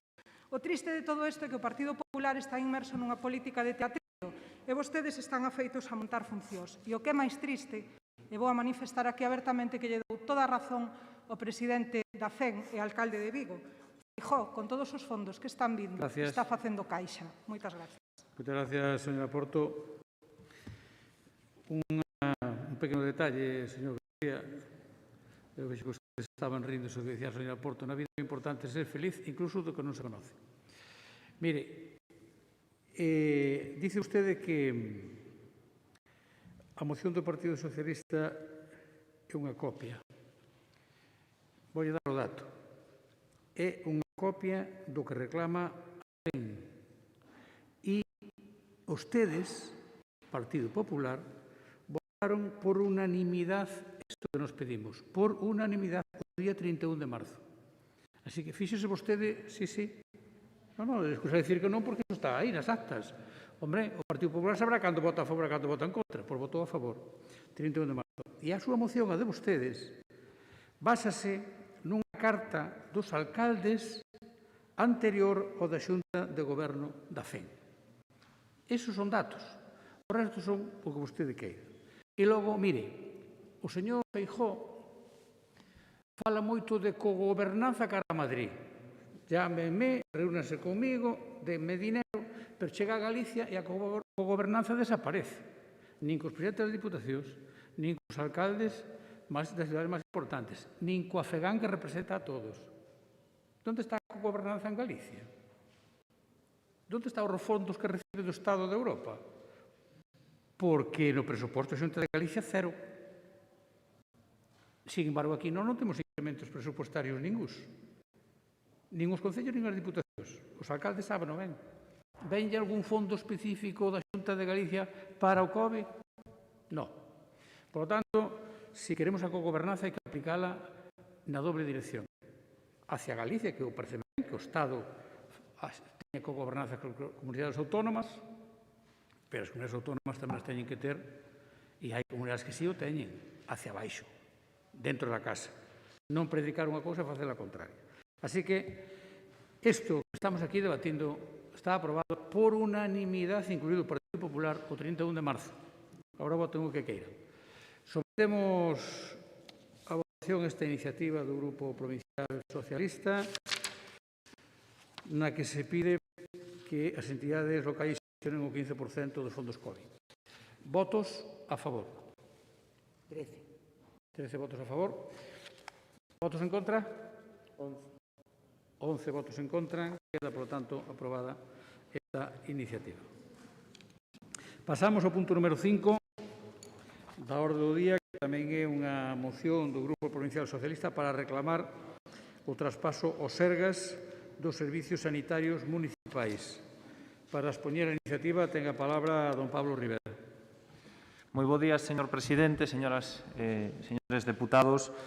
Pois esta moción que traemos, trae o Grupo Socialista, enlaza perfectamente con algo que creo que dixou meritoriamente claro a voceira do Partido Socialista, que é a defensa do papel que teñen que xogar os concellos, as cargas extraordinarias que constantemente están a conter os concellos como froito moitas veces de eivas que veñen derivadas do pasado. Pero eu por aclararlle algunha cuestión concreta ao señor García. Eu non sei se o presidente da Deputación lle sobrará algún estatuto de autonomía por aí, pero a verdade é que a Xunta dá esas axudas á hostelería e ao comercio porque está obrigado competencialmente a dalas. Está obrigado competencialmente a dalas. Competencialmente está obrigado a dalas. E decía que enlaza perfectamente esta moción co que vimos de expoñer porque, ao final, en isto coincidiremos, tratando de rebaixar un pouco o tono, de que a sanidade é unha competencia. Falando de competencias, unha competencia claramente autonómica. Pero danse algunhas circunstancias, como o feito de que algúns concellos, ainda a día de hoxe, teñen ou desenvolven algúns servicios sanitarios directamente.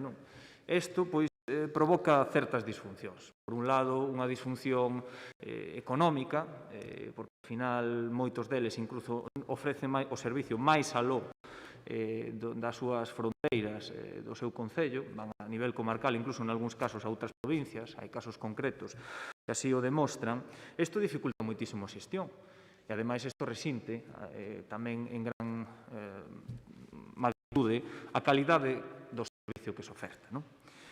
E, ademais, curiosamente, donde máis afecta esta cuestión é nos servicios sanitarios que teñen que ver ca saúde mental.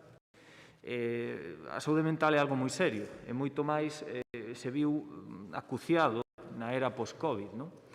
E, polo tanto, hai datos que din que 2 de cada 3 pacientes de saúde mental ou que se ven a teñen algún problema de saúde mental non van a ser atendidos ou van a ter dificultades para ser atendidos na sanidade pública, con lo cal se convierte en un servicio prácticamente privatizado. Ademais, Galicia está por debaixo dos ratios de paciente médico especialista en saúde mental.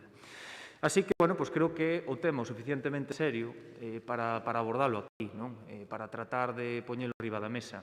Este traspaso de competencias, ao fin e ao cabo, de servizos, iniciou na época de Emilio Pérez Touriño.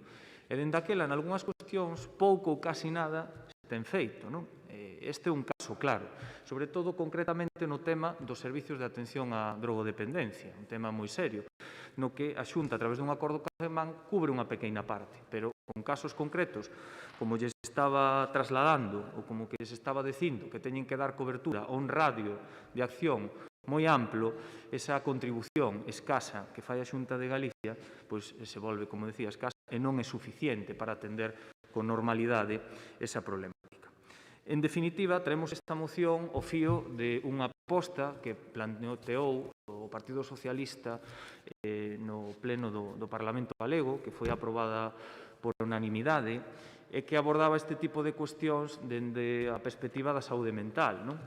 Remito a ela e leo textualmente a un dos acordos que se aprobaron, que é o de acordar ca FEGAM o mecanismo para iniciar o procedimento de incorporar aos Sergas os profesionais e servicios sanitarios de saúde mental que prestan os servicios dependentes das administracións locais para ordenar a atención e que depende do organismo competente en asistencia sanitaria que é a Administración Autonómica. En definitiva, un pouco o que lles decía, se están a producir en moitos concellos unha serie de disfuncións administrativas, unha serie de problemas do personal, unha reivindicación xa non só nosa, sino tamén do propio personal en moitas ocasións, e parece de recibo, parece xusto, parece necesario que despois de tantos anos de reivindicacións os concellos lles quitemos de alguna maneira esas cargas que ao final se traducen en competencias impropias que levan arrastrando durante hai moitos anos, que lle supoñen en moitas ocasións un lastre e que lles impiden ao mellor prestar atención no que realmente teñen que prestar. Esta cuestión que traemos hoxe aquí ven a ser, en definitiva, eso, que todos aqueles servicios sanitarios que todavía estén prestando servicios, aqueles postos de traballo sanitario que sean homologables e que os Sergas poda asumir directamente, se fagan dunha vez por todas. Iso é unha das cousas que pedimos, evidentemente, mellorar a calidade da atención en saúde mental para os nosos veciños e veciñas, porque sabemos que, dende o punto de vista sanitario, é unha das especialidades que máis se está resentindo, non tanto en especialistas como en calidade asistencial. Así que esta é a proposta que temos aquí, con certa claridade, en defensa clara das competencias que cada un, simplemente, miren, que se cada un asumís as competencias que ten que asumir, que é un pouco que está no fondo deste debate, o que trouxemos na anterior moción, nos daríamos por satisfeito, porque ao final estaríamos facendo moito máis eficiente, moito máis eficaz o noso traballo. Así que, pois, o que promovemos, en definitiva, é reclamar o traspaso sergas desos servizos sanitarios que todavía competencialmente están desenvolvendo os concellos. Moitas gracias. Gracias, señor Rivera. Don Efrén, para fixar a posición do BNG, ten a palabra. Grazas, señor presidente. Ben, para nós esta moción exixe pouca dúbida, pouco debate. Está claro que creo que casi de senso común que os servicios sanitarios que están a prestar os concellos, como describía o señor Rivera, pois que o leven os sergas, non? É unha cuestión de non só deste debate que sempre andamos competencial, pero senón tamén de eficiencia e de un servicio sanitario de calidade e que podería mellorar moitísimo a maiores de outro dos temas que sempre tocamos, que é esa carga que asumen as entidades máis débiles e menos fortes económicamente, como son os concellos, de competencias impropias. Polo tanto, creo que ofrece pouco debate e sorprenderíame ver que non estiveramos todos de acordo en esa doble vía, non? Facer xusticia social e económica con aqueles concellos que están a asumir esa carga e que non deberan, e tamén mellorar o sistema sanitario público con esa integración dos servizos sanitarios dependentes dos concellos, nomeadamente os de sanidade mental, no sergas, non? Porque eso todos podemos ver que se traería unha mellor atención sanitaria. Polo tanto, para nós, como ben dixo o señor Rivera, estivemos a favor no Parlamento de Galiza e aquí imos estar, como non podería ser de outra maneira, a favor e esperamos que se adiante para facer unha xustiza económica para esos concellos e unha mellora do sistema sanitario galego. Polo tanto, anunciar o noso voto a favor. Moitas gracias, don Efrén. Para expoñer a posición do Grupo Popular, ten a palabra don Francisco Balado. Bon día a todos e todas. Nós estamos de acordo e o noso voto vai ser favorable porque é a circunstancia natural que se está a dar, xa que o Partido Socialista solicita nesta moción é o que naturalmente pretende facer e está a facer a Xunta de Galicia. Primeiro, porque continúa asinando convenios anuais para asumir parte do financiamento das unidades de atención a drogodependentes existentes en 13 concellos de Galicia, como se dice aquí no texto da moción. E, en segundo lugar, porque, como vostedes saben, e xa o recoñecen na súa moción, xa acordou o pasado mes de marzo en relación cos servicios sanitarios de saúde mental, polo que é natural tamén que co paso do tempo se vai facendo tamén en relación coas unidades de atención a drogodependencia. Ademais, porque na legislatura pasada estivo un estudio facerse cargo por parte da Xunta da xestión destas unidades de atención a drogodependentes. E a tal efecto, pois creouse un grupo de traballo naquel momento integrado por representantes do Servizo Galego de Saúde, tanto da Dirección Xeral de Asistencia Sanitaria como da Dirección Xeral de Recursos Económicos e tamén de Recursos Humanos, polos membros da FEGAM e representantes de 3 dos 13 concellos que contan con estas unidades asistenciais de drogodependencias para desenvolver o modelo de integración e así asumir os diferentes programas asistenciais. Polo tanto, este proceso, que sí, recoñecemos que se puido ver ralentizado polas consecuencias da pandemia coa que levamos algo máis dun ano, é un proceso que a Xunta xa ten anunciado en varias ocasións retomalo como se ten comprometido, como decimos. O único que non podemos compartir con vostedes é a inmediatez e a celeridade que nos trasladan na súa moción, porque dicen que, as características do proceso, claro, non as teñen en conta.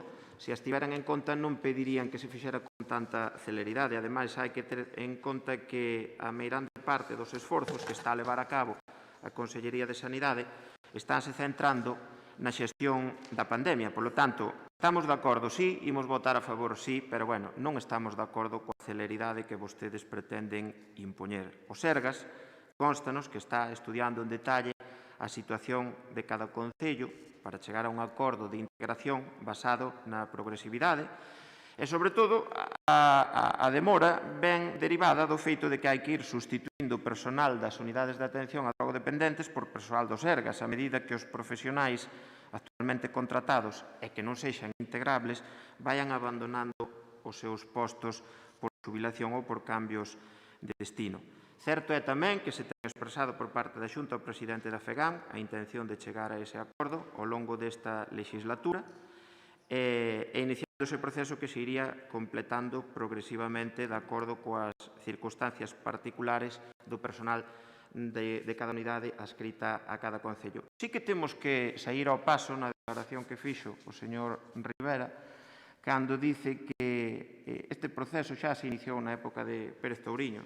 Permitidme acudir á hemeroteca e sacar unha nota de prensa do ano 2006 na que vostedes decían: los 13 concellos gallegos, que en la actualidad disponen de centros municipales de asistencia a drogodependientes, pidieron ayer a la Consellería de Sanidad que el Sergas asuma cuanto antes estas prestaciones. El departamento que dirige María José Rubio prevé integrar antes de 2007 las unidades de atención a drogodependientes de los ayuntamientos dentro del Servicio de Saúde Mental.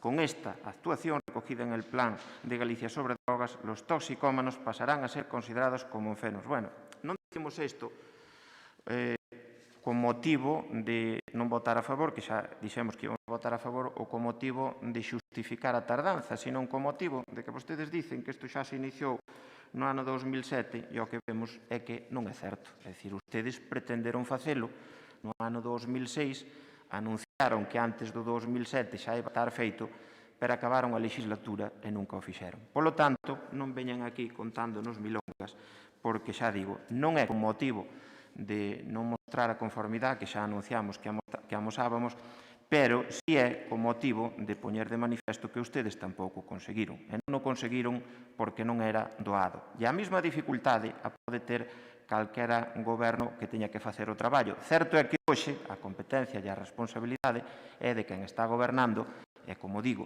quen está gobernando xa anunciou o seu compromiso de integrar estas unidades, como o fixo tamén na proposición aprobada no Parlamento no pasado mes. Pola miña parte, neste primeiro turno, nada máis. Moitas gracias, señor Balado. Señor Rivera, segundo turno. Sí, moi ben. Bueno, agradezo o tono do señor Balado, pero se de polemizar, decir que se do ano 2007 vostedes levan gobernando 2009, estamos no 2021. O primeiro intento que houve de entón de facer esta integración, especialmente no servicio de drogodependencia, se produce hai 2 anos nunha comisión de traballo que propuxo o señor Almuíña, pero desde aquela non se ten feito nada máis. Polo tanto, eu creo que, o que estamos pedindo xa non é premura, sino que se materialice, porque se vostedes son especialistas en algo, eso lle lo recoñezo, e ata o salado, e na capacidade que teñen vostedes para prometer. Ora, para executar e materializar o que prometen, eso xa vai con máis calma, aí tamén son os especialistas. Dito isto, volvo a incidir no que trasladaba na primeira moción. Claro que hai un acordo entre a Xunta e a FEGAM para transferir cartos para destinar a estos servicios, concretamente o de drogodependencia, pero é manifestamente insuficiente, sobre todo por o grado de cobertura e o alcance que dan estos servizos nesos 13 concellos aos que vostedes fai referencia, porque é totalmente insuficiente. E, ao final, se os concellos siguen asumindo parte de algúns costes sanitarios, volvo a insistir, cando están perfectamente homologables, son perfectamente homologables e son perfectamente, temos a capacidade de integralos dentro da relación de postos de traballo dos Sergas, pues, evidentemente eu creo que eso non se pode dilatar moito máis. Creo que ese acordo foi aprobado por unanimidade, creo que agradezo tamén que todos os grupos se sumen, porque ao final vai a redundar no beneficio de unhas persoas que realmente o necesitan, que están realmente necesitadas. Ademais, tamén, por un criterio puramente clínico e médico, que ademais recomendan que esa asistencia ambulatoria que a que se está dando ahora, pois só se deriva en casos moi particulares os hospitais, as residencias, os centros residenciais, pois este concentrada para ser máis operativa, para ser máis eficaz e para dar uns coidados á altura do que realmente se necesitan. Así que, reincido no mesmo, alégrome de que se sumen por unanimidade a esta moción e finalizo dicindo que evidentemente está ben que cada un faga as súas competencias ou se estenden competencias, por lo menos tamén teñen que ir acompañadas da cuantía económica correspondente para executar con éxito, porque sabemos que a Xunta é moi dada a douche a competencia, pero non che acompaño, non che adoto económicamente. Entón, eso xera disfuncións moi graves, non? Sobre todo, especialmente o que estamos abordando aquí, os concellos. Moitas gracias. Moitas gracias, señor Rivera. Por o BNG, señor Refrén, ten o segundo. Gracias, señor presidente. Bueno, é moi breve o segundo turno.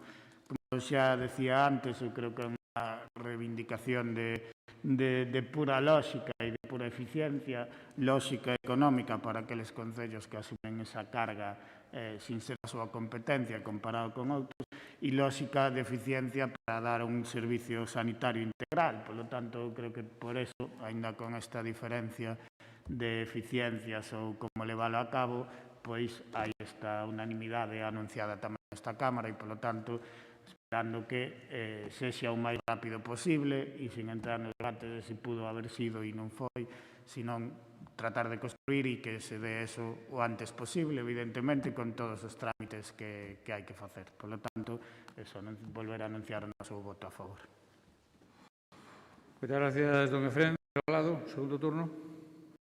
Bueno, sí, simplemente, pois para ratificar a nosa postura, e tamén para pedirlle ao señor Castro e ao señor Rivera que, a mesma equidade que demandan da Xunta de Galicia na asunción de competencias, se algún día teñen a xentileza de facelo co Estado, tamén nos gustaría que lle pediran que asuma o financiamento do 50% da dependencia, que non asume.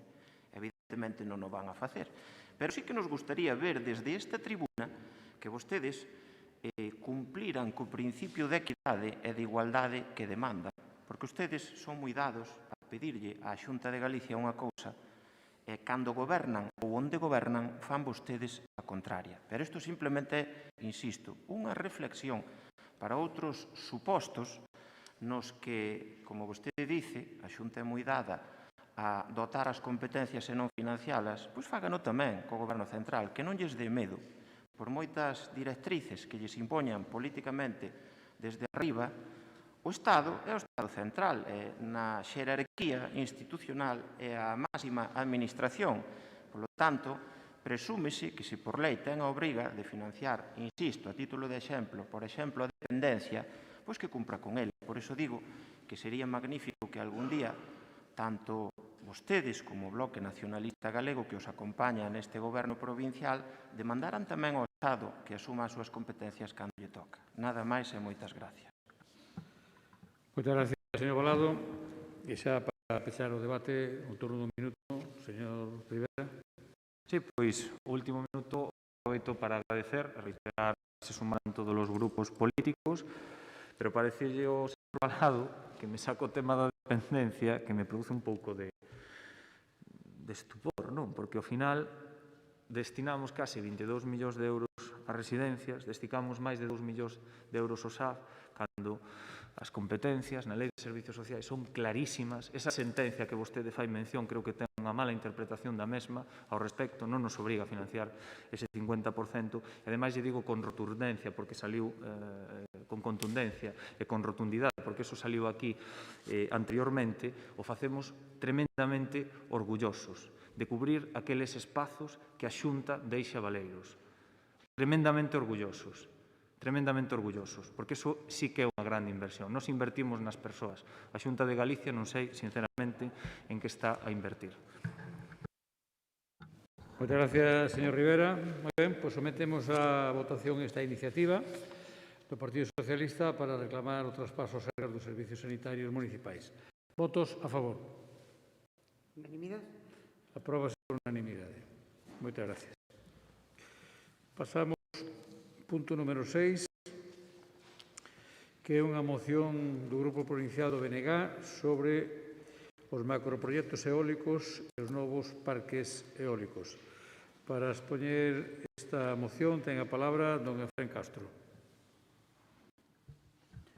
Grazas, señor presidente. Ben, nos últimos tempos a veciñanza desta provincia sufre a preocupación de ver como hai innumerables proxectos de asentamentos de parques eólicos, algúns de parques pequenos, outros de megaproxectos e outros disfrazados de pequenos.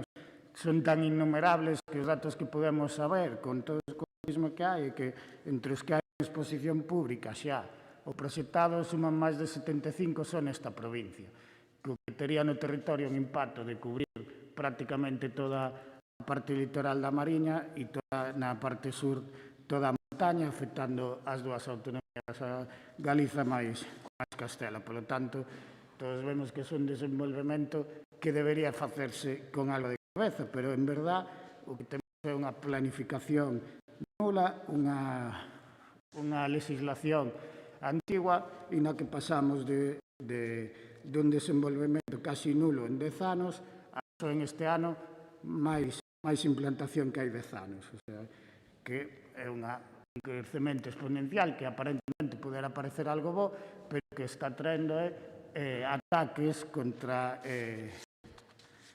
bens naturais, como poden ser, como se viu na Serra de Ancares e en outros sitios, e, ademais, con sentencias judicial casi o dicen, que tuveron que paralizar esos proxectos porque estaban atentando contra bens naturais. Por tanto, a preocupación da veciñanza medra contra algo que en algún momento vían con vos ollos e que non supuxo maiores problemas, pero que agora, como sempre, trátase de inzar o territorio de Muiños sin ningún tipo de planificación, sin ninguna recompensa para o territorio galego, porque a verdade o que deixa no territorio son migajas e un gran impacto natural, e, polo tanto, teremos aquí unha serie de medidas para regular esta desfeita eólica que pretenden facer o Goberno da Xunta e algunhas cousas que tamén ten que facer o Goberno do Estado. Por lo tanto, nos pedimos demandar ao Goberno Central que desbote a elaboración do documento de determinación do alcance do estudo de impacto ambiental dos 3 macroproxectos de Starcraft denominados Rebordechao, Prada e Barxa pola grave e irreversible afectación sobre a calidade paisajística, a fragilidade e vulnerabilidade ambiental nas fases de construción, explotación e desmantelamento e polo grave prejuízo ambiental, económico e social que tería para o territorio e as súas comunidades. Demandar da Xunta de Galicia o impulso dun novo consenso para sustituir a vixente lei de aproveitamento eólico e planificar o desenvolvemento de enerxía eólica das próximas décadas, armonizando os obxectivos e intereses económicos, enerxéticos, sociais e medioambientais, garantindo a transparencia, a avaliación ambiental por parte das administracións públicas e a limitación dos procesos expropiatorios ao mínimo. Para iso, aprobarase un novo plan sectorial eólico cunha ampla participación dos axentes implicados e que perceptivamente incluya un informe do Consello Económico e Social e un amplo proceso de exposición pública de cara a reunir o gran de consenso posible. Demandar do Goberno da Xunta de Galicia e do Goberno do Estado que non se poidan colocar aeroxeneradores a unha distancia das casas habitadas ou das explotacións gandeiras sensibles inferior a 10 veces a altura máxima alcanzada polas aspas. Comprometerse a desenvolver cantas actuacións sexan precisas para a paralización de proxectos contrarios aos intereses ambientais, económicos e sociais da provincia de Lugo e desenvolver cantas actuacións sexan necesarias para favorecer a transparencia, a información e a capacidade de negociación das persoas propietarias e comunidades de montes. Como lles decía, aquí é un berro, facemos eco do berro de auxilio de moitos veciños e veciñas desta provincia que ven como poden sufrir agresións irreparables dos espacios naturais, pero tamén como están a sufrir algúns que xa se implantaron e por falta de información graves prexuicios na súa vida normal, como son o ruido que fan os aeroxeneradores ou a falta de cobertura de móviles ou de televisión, que hoxe en día, pois, para vivir no rural é completamente necesario estar conectado. Por lo tanto, hai que desenvolver un novo modelo eólico e non permitir que Galiza se convirta nun parque de aerogeneradores xigante e que, ademais, sin ningún tipo de beneficio económico ou nada máis que as migajas, porque o certo que despois son proxectos de outros países e despois os que son daqui son empresas que cotizan en Madrid e que, ademais, os galegos temos que pagar máis cara a enerxía eléctrica por producir. Por lo tanto, fai falta reformular isto, ordenalo e facelo con sentido común, senón que imos destrozar a nosa provincia e Galiza completa con estes megaproxectos de aerogeneradores. Gracias, señor presidente. Gracias. Ben, o Grupo Popular ten agora a palabra a don Óscar Poi.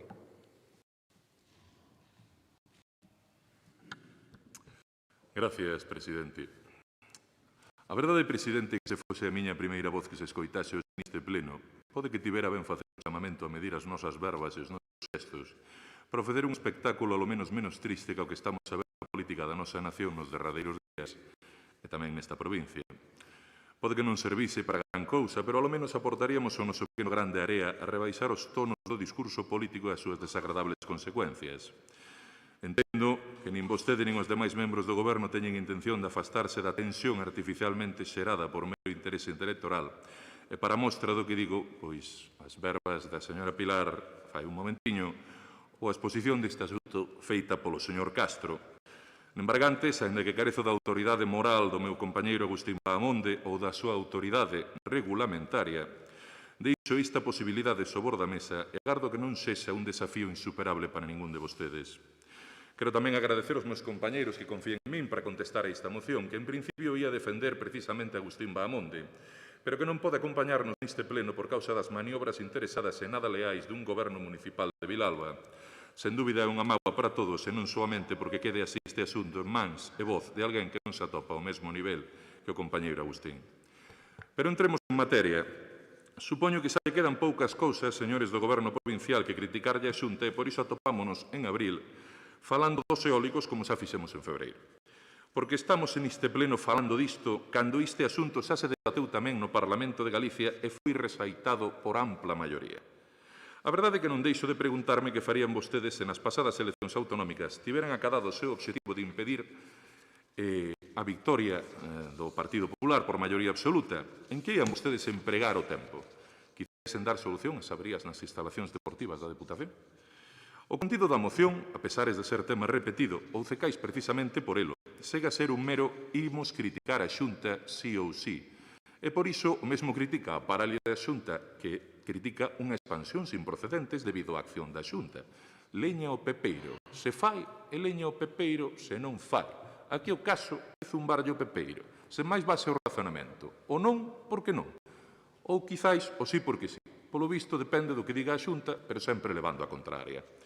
Tamén incluímos as típicas afirmacións carentes de fundamento, como a idea de unha arquitectura legal obsoleta e sen garantías para a participación social, cando o certo é que o plan sectorial eólico está plenamente vixente e a Lei de Reactivación Económica garante un desenvolvemento ordeado do sector eólico en Galicia.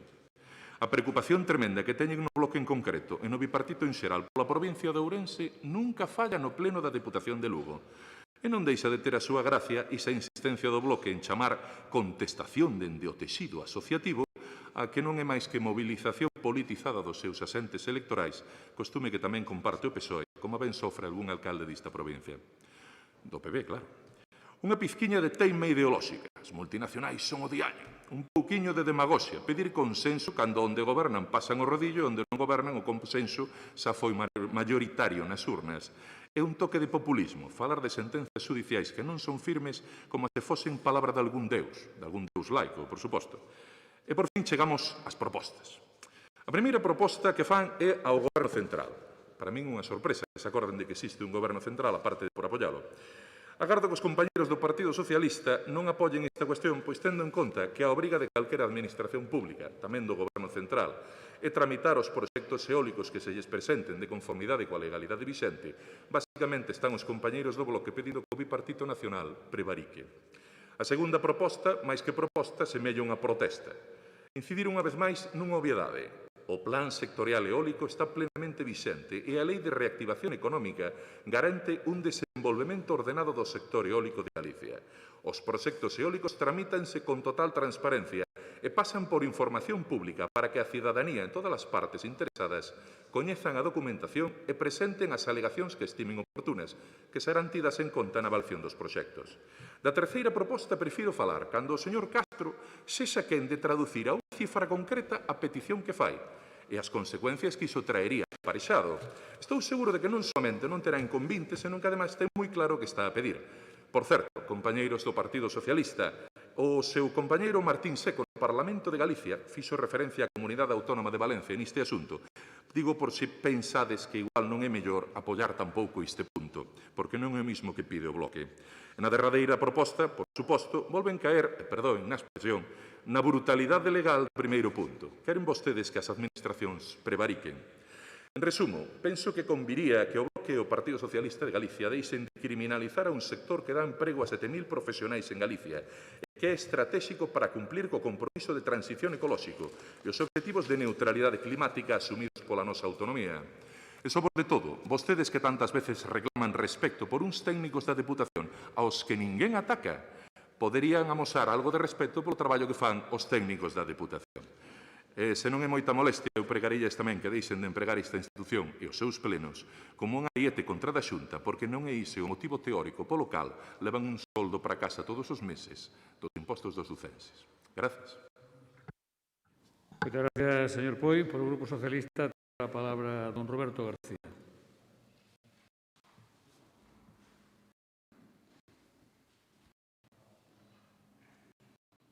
Ahora sí. Gracias, señor presidente. Bo día a todos e todas. Bueno, pois, falamos logo da moción dos macroproxectos e novos proxectos eólicos. Eu lamento que o señor Poi non nos aclarara ni nos dixera nada, falou todo menos deso, pero, bueno, nos vamos decir as causas polas que non estamos de acordo coa xestión do señor Feixóo. Lembrar que, bueno, que chegou a Xunta pois, fai máis de 10 anos criticando a política do goberno de Touriño e o seu proxecto estrela era anular un concurso eólico e facer unha nova legislación sobre o sector. E cumpriu ambas promesas. De feito, fixo tamén que entre os anos 2008 e 2018 en Galicia só se instalaron 277 megavatios de potencia eólica. Parece claro que a Lei do 8/2009 de aproveitamento eólico non era o que o sector precisaba. Nunha década no que o Goberno ralentizou a implantación de parques eólicos, non apostou polas renovables e tampouco aproveitou o tempo para legislar e determinar cuestións claves como a protección dos espacios da rede Natura, os criterios de distancia dos asesoradores a vivendas ou zonas habitadas e as figuras de protección e asesoramento de propietarios forestais de cara ás negociacións coas empresas de aeroxeneradores. Como xa sinalamos na moción que trouxemos a este pleno pasado mes de febreiro e como agora se volve a poñer de manifesto, despois dunha década de inanición por parte do Goberno Popular, atopamos agora no momento de que a instalación de parques eólicos está a coñecer de novo un pulo en Galicia.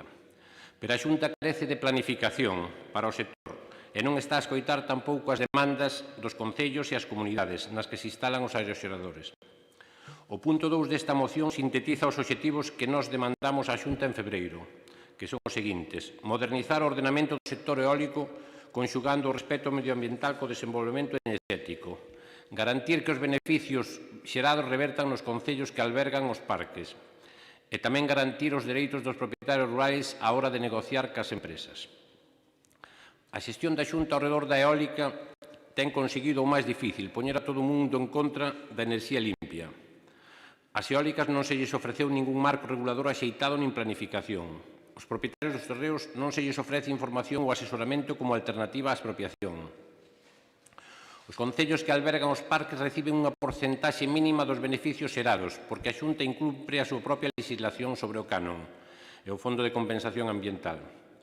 E como non se regula nada, e moitos acaban instalados en territorios da Red Natura, hasta os colectivos ecoloxistas teñense manifestado contra unha enerxía renovable, como ustedes viron.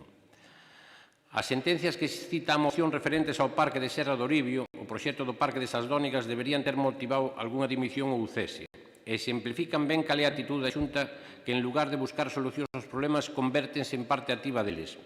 Reformas que aproban dando boas declaracións de impacto ambiental que xa que perderan vixencia para intentar xustificar a instalación dun parque eólico como o protegido na zona de Oribios, ou a fragmentación de dous nun proxecto para deixar fora da declaración de impacto ambiental elementos como un enclave arqueolóxico, dúas lagoas ou o propio Camiño de Santiago, xa que as pistas daban acceso ao Parque das Aldónigas.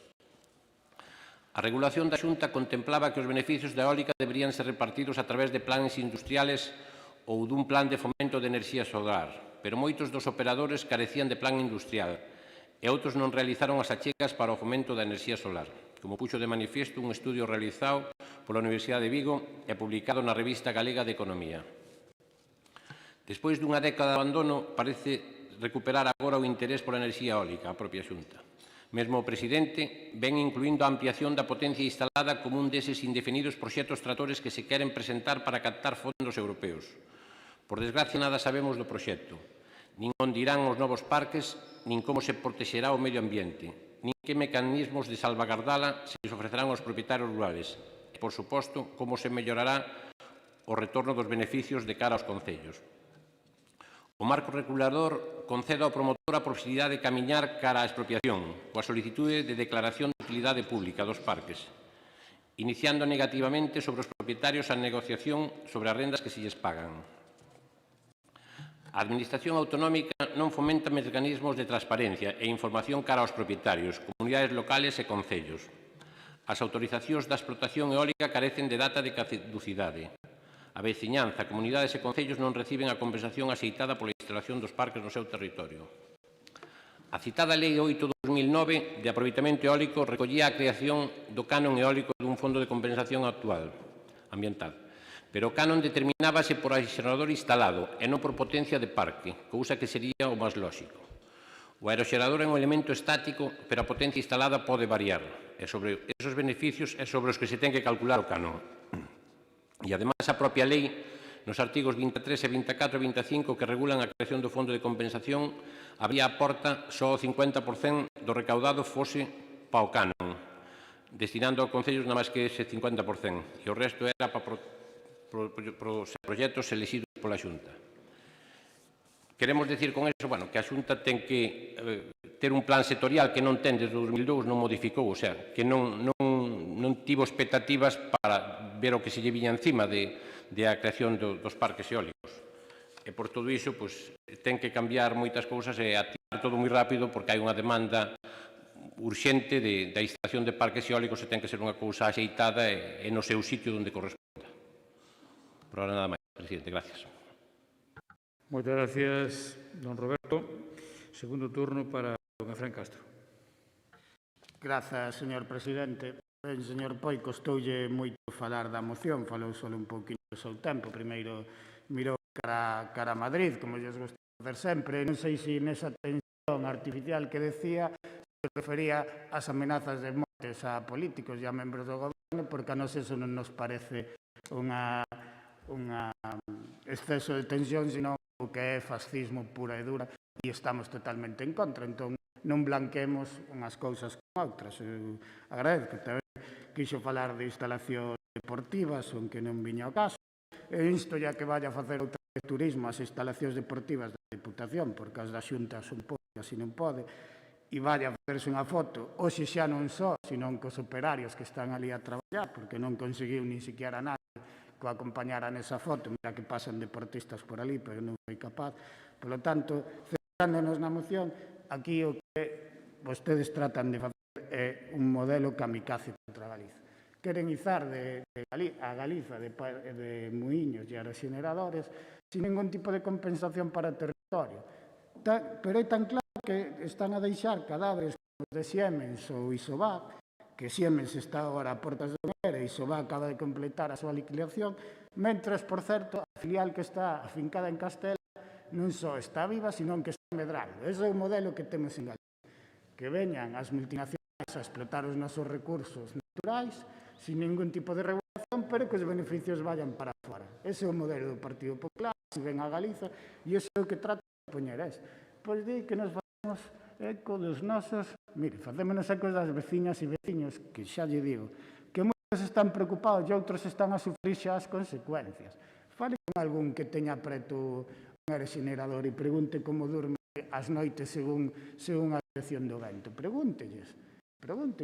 Pois algúns serán votantes do Bloque Nacionalista Galego, pero outros son votantes do Partido Popular, seguro. E aí o que se trata é de desenvolver unha enerxía que debería ser limpa e de desenvolvela con cabeza. Vostedes fan a trampa de vestir o traxe verde o que é un modelo de arrase con os recursos propios. E ademais, como lles decía, sin ningún plan, sin ninguna contrapresentación para o territorio, nin empresarial, nin para os veciños e veciñas, para nada. Que veñan, que se instalen aquí, que exploten os nosos recursos, a cambio de non recibir nada e pagar a enerxía eléctrica máis cara que o resto do Estado. Ese é o seu modelo. De feito, son empresas norueguesas, moitas, sí, non instalan os muiños en Noruega, senón que veñen aquí. E saben por que veñen? Por a falta de regulación. E nós non estamos en contra da enerxía eólica, pero estamos a favor de que se regule e se desenvolva dunha forma lóxica e que respete o territorio e que traiga beneficios para as veciñas e veciños da nosa provincia. Moitas gracias. Don Efe, segundo turno para don Óscar Poio. Non é sorpresa para min que as miñas versas sobre dun debate político non agresivo non fosen escoitadas. O PSOE xa leva moitos anos a causar a súa necesidade de xerar tensión. E o Bloque, neste momento da falta de moderación é como o coto da ra e o escorpión, é a súa natureza. Sen pretender que ninguén en xeral e o señor Castro en concreto esquezan que non teño por que manter un tono amable cando escoito barbaridades contra do meu partido, dos meus compañeiros e sobre de todo os nosos votantes, pasarei por alto nesta ocasión a súa beliserancia casposa e de nulo aporte práctico. Podía falar, por exemplo, de algunhas das cousas que dixo o compañeiro do Partido Socialista sobre o fondo de compensación, ou por que os erosionadores instalanse en montes que normalmente non teñen aproveitamento de ningún tipo, por iso o pago é moito menor. Pero tamén quixera sinalar a sorpresa de que os dous estén de acordo en que a Xunta non fai gran cousa polo tema dos eólicos e sexamos a segunda provincia da nación en produción de enerxía eólica. Parece un pouco contrario o discurso e o feito, como de costume. Dende a Xunta de Galicia abógase por impulsar un modelo de desenrolo eólico ordeado, compatible co resto das actividades e que cumpla coas máximas garantías de protección ambiental, vinculando os proxectos á realidade industrial e enerxética. E con este objetivo, a nova Lei de Reactivación Económica servirá para impulsar proxectos eólicos asociados a iniciativas industriais no territorio. Evidentemente, os proxectos eólicos soamente son autorizados se son compatibles co resto de actividades económicas e coa defensa da biodiversidade. Incidir unha vez máis na obrigatoriedade da tramitación de todos os proxectos que se xan presentados, pero que iso non é sinónimo da aprobación dos mesmos, señor Castro. Por que minten vostedes a xente alertándos dunha cousa que non saben siquera se vai producir? Por que non empregan os seus asentes electorais en explicarlle a xente as cousas conforme a realidade, en troques de xerar alarmas injustificadas? Non sería moito mellor para todo, e tamén para todos, se tentasen facer oposición á Xunta de Galicia coa verdade por diante e non con medias verdades, bulos e demagoxia que van carteira? Bueno, igual é que a vostede o de ter credibilidade non lle importa moito. Non podo rematar esta intervención sen deixar claro que dentro do Partido Popular descoñecemos que pretende o Bloque en materia enerxética.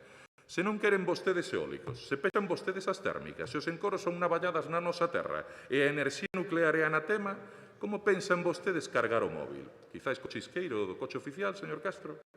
Agardo que o tono das súas intervencións mellore, polo menos non nisto, pero sino que resta de pleno, e que nos vindeiros que se han de celebrar lembren que vostedes non son a oposición á Xunta, senón ao Goberno da Deputación, e empecen a actuar en consecuencia. Botar peito por ter un pabellón sin auga máis de un mes é propio de alguén que non vale nin para presidir a comunidade de veciños. Sinto moito, Gracias.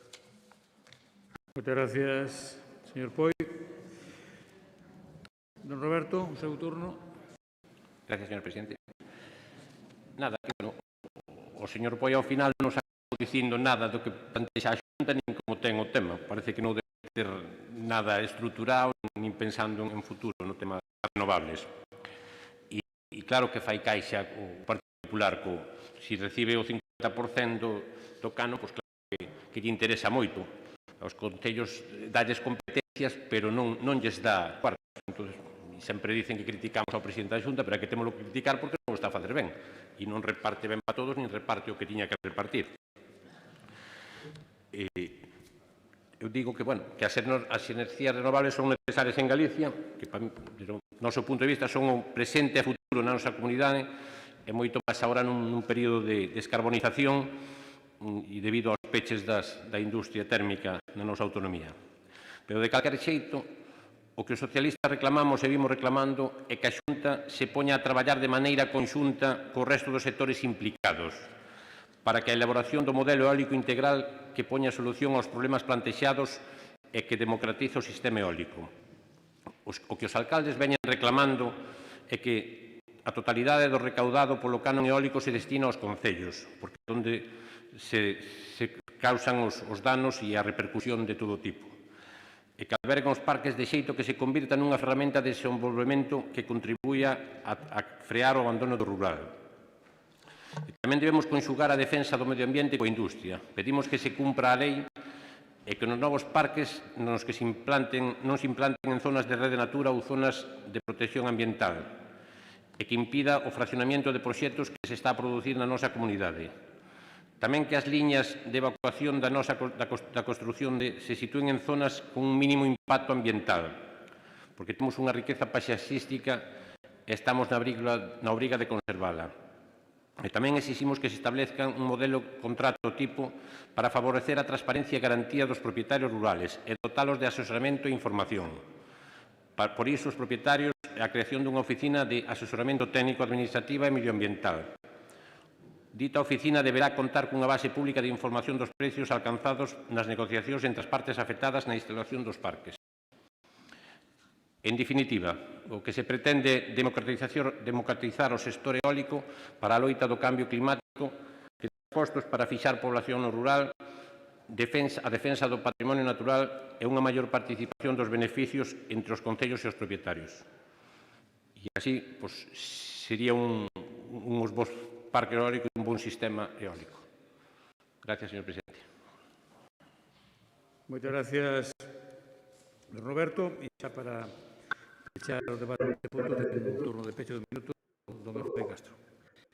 Gracias, señor presidente. Ben, eu ante as provocacións e a falta de respeto a esta Cámara de Sopoi non vou entrar, vou falar de tema ben importante.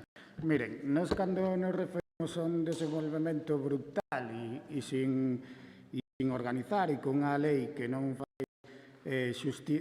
prevé o impacto medioambiental, define moi ben con a imaxe, que a máis eso se vostede vai poder entender, que se ve como toda a franxa vai estar coberta de parques eólicos e con o que decíamos antes, que encima sin ningún tipo de retorno para o territorio.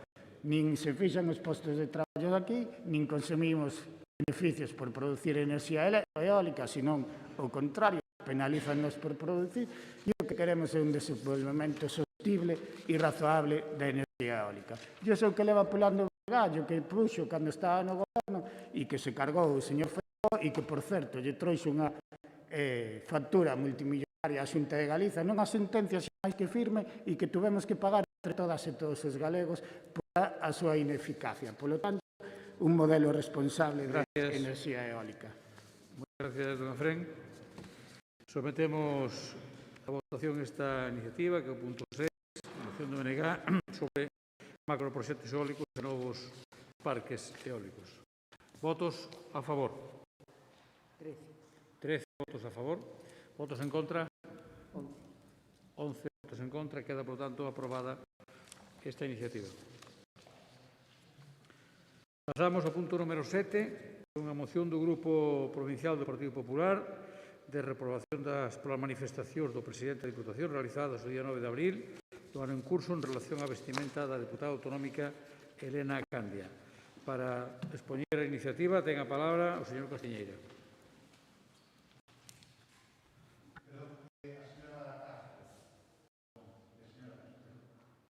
Vostedes me pasaron a min o nome para esta iniciativa. Non hai problema, se queren cambiar de voceiro non hai problema. Así que, señora Castro, ten a palabra. Moi ben, bos días, presidente. señoras deputadas, deputados, membros de comunicación e público en xeral.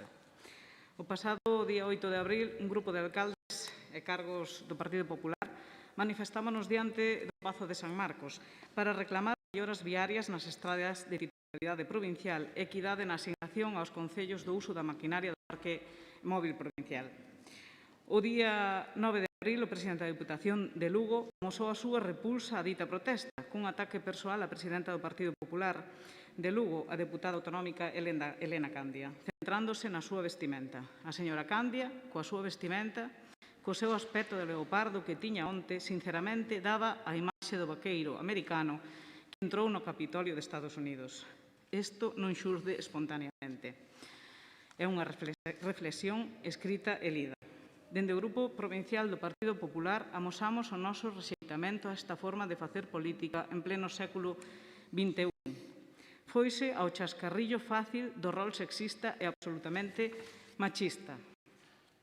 O que resulta máis sorprendente é a resposta dos líderes socialistas. O señor Caballero, lonxe de condenar rotundamente este tipo de declaracións, limitouse a cualificalo de comentario pouco afortunado. Pedir ao Partido Popular con descaro que non manipule. Non sei que pensará Valentín González Fermoso desto. O señor Tomé denunciou unha manipulación perversa das súas palabras. Pediu disculpas á deputada Elena Candia, pero só o rebumbio que se montou, non porque realmente crera que tiña que pedir desculpas. Non comprendo personalmente que coste tanto admitir que isto é deplorable e pedir perdón de verdade. O 14 de abril, no xornal do Correo Gallego, o señor Tomé insistiu en que non hai machismo, que, segundo el, todo é manipulación.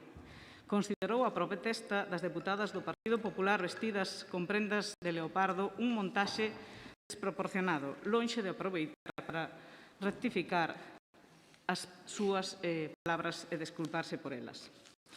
A pesares de que líderes socialistas só se escoitou que era un comentario desafortunado, unha manipulación perversa, este exabruto machista e misóxeno mereceu a condena de diferentes políticas. A señora Rodil, do BNG, manifestou unha vez máis a misoxinia medindo as mulleres polo aspecto físico e non polas súas ideas. Desta volta contra Elena Candia, noxo e inadmisible. Tamén se pronunciou o concelleiro socialista de Lugo, exdiputado e exvicepresidente na Diputación, Álvaro Santos. Condenou nas súas redes sociais. Intolerable. Non están descontextualizadas as palabras. Están illadas dunha comparecencia, pero conforman unha manifestación completa. O secretario xeral do Partido do PSOE de Galicia xa dixo que non pasaba nada. O PSOE supoño que nin o percibirá. O comentario non é desafortunado, é soez, irrespetuoso e inaceptable de quen representa unha institución en nome dunha organización política abandeirada da igualdade, respeto e dignificación da muller. Supoño que entre imposicións de disciplinas e intereses se calará e xustificará, pero nin eso, nin unhas mediocres e hipócritas desculpas corrixen este acto de desprestixio institucional e misóxeno. A min, dende logo, non me representa nin como lucense nin como militante do PSOE, sentenciou o concelleiro Álvaro Santos do PSOE. A señora Pontón, a líder do BNG, trasladou a Elena Candia o seu apoio como muller e como portavoz nacional da súa organización política. Considerou inadmisible que en pleno ano 21 unha muller sexa atacada por como viste, veña de onde veña. Está claro que son moitas as voces críticas con esta actitude machista. En consecuencia, non cabe alegar a manipulación do Partido Popular, como pode observarse pola heteroxeneidade ideolóxica dos pronunciamentos citados. Esta situación é intolerable. Non podemos normalizar estas actitudes tan perxudicais para acadar a plena igualdade. Veñan de onde veñan. O ceme da violencia de xénero está na falta de respeto á muller, na vulneración do principio de igualdade de trato, no desmerecemento da muller polo feito de ser muller. Son mecanismos de control que condicionan a súa forma de actuar, a súa forma de pensar e tamén a súa forma de vestir. Por iso, pedimos a reprobación e condear expresamente ditas declaracións, seguindo o compromiso desta institución en favor dos dereitos das mulleres e a igualdade entre mulleres e homes. O Grupo Provincial do Partido Popular presenta esta moción hoxe aquí, nesta casa, onde foron ditas declaracións vertidas, e coa seguinte proposta de acordo. Reprobar as declaracións do presidente da Deputación Provincial de Lugo vertidas o pasado día 9 de abril por ter dado mostras dun machismo intolerable, denigrando as mulleres pola súa forma de vestir, manifestacións que vulneran o principio de igualdade de trato e de dignidade da muller.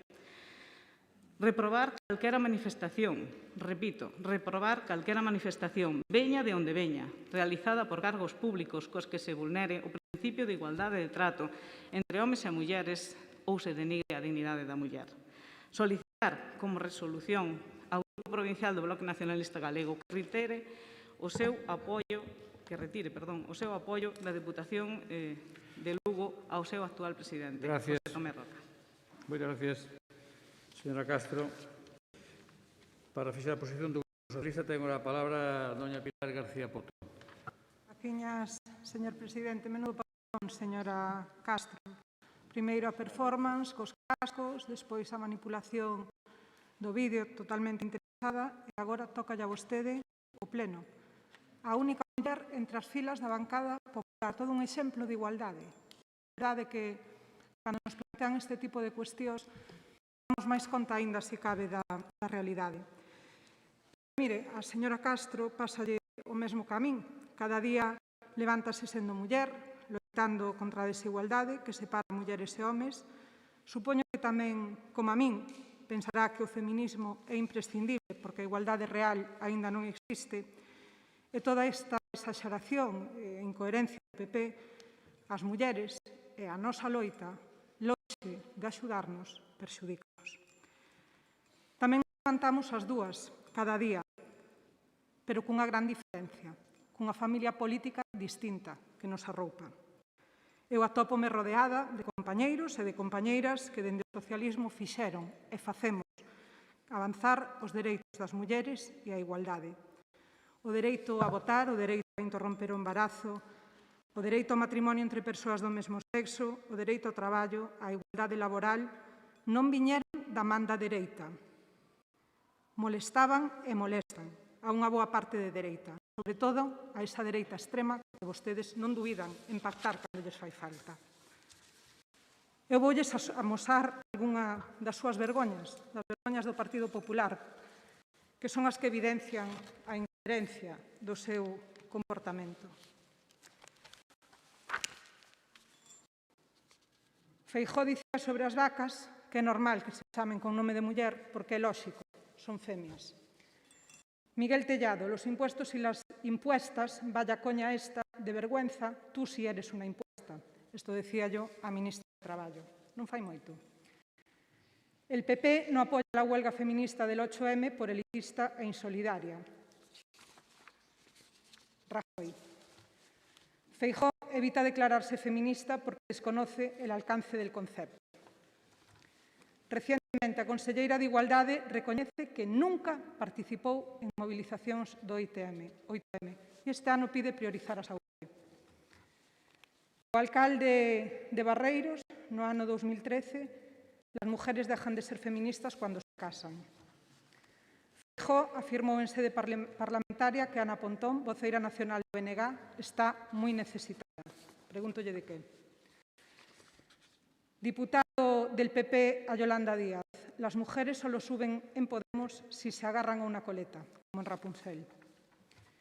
O alcalde de Vilanova non se arrepinte de chamar chacha para todo a presidenta da Diputación de Pontevedra. Son titulares de prensa. O alcalde de Vilanova dice que dimitir ni de coña y reitera que Carmela Silva es chacha para todo. De Abel Caballero. Un concejal del PP lanza comentarios machistas sobre la alcaldesa de Ingenio. Casi eyaculo, dixo. La intolerable pregunta de una senadora del PP a Irene Montero. ¿Es usted una mujer sumisa a un macho alfa? E así, unha detrás de outra. Señores do Partido Popular, eu pregúntolles onde está o Partido Popular con manifestacións que nos quedan máis preto, como a que vertía o propio voceiro nesta Cámara do Partido Popular e que despois retirou do Facebook, cando se refería a dúas persoas da oposición aos concelleiros, neste caso do Partido Socialista, aos señores Cajoto e compañía, compañera unha muller, ingenieros de chancleta e mandilón. Despois retirou. Déxame estar. teñía. Eu tampouco me encontrei con vostedes defendéndome cando o meu alcalde fixe unha publicación no Facebook, o meu alcalde, o alcalde de Antas de Ulla, na que cuestionaba, mentía sobre o meu salario, pero ademais cuestionaba a igualdade salarial entre homes e mulleres. Onde estaba o Partido Popular de Lugo naquel momento? O certo é que eu se lle dicía o de papelón ao principio era por todo isto, porque non se trata de un e tú más, trátase de nós, das mulleres, das nosas reivindicacións e dos nosos dereitos, e da manipulación interesada que se está facendo desde un partido político que non é feminista. Vostedes non se identifican co feminismo, vostedes non representan aos e as feministas, vostedes utilizan e terxiversan co feminismo. Esa é a dura realidade, non o representan, utilízano. Manipularon o vídeo, utilizaron esa noticia e camuflaron as propias vergoñas, as que salían no programa Land Rover da Radio Televisión de Galicia. Eso sí que é unha vergoña. Emitir aquelas declaracións, abusar desa muller e tapalo cunha simple disculpa de Feijóo. Aí si lles valeu a disculpa do presidente da Deputación. Atrévense a decir vostedes que non é de verdade. Moitas gracias. Moitas gracias, señora Porto. Por o grupo NEGA ten a voz doña Maite Ferreira. Doña Maite. Activo o micrófono, non ten sonido.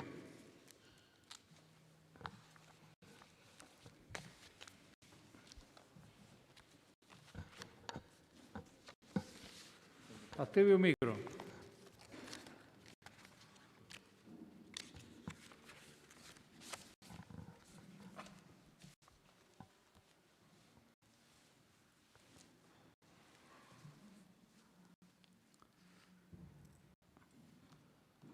Non se lle escoita, doña Maite.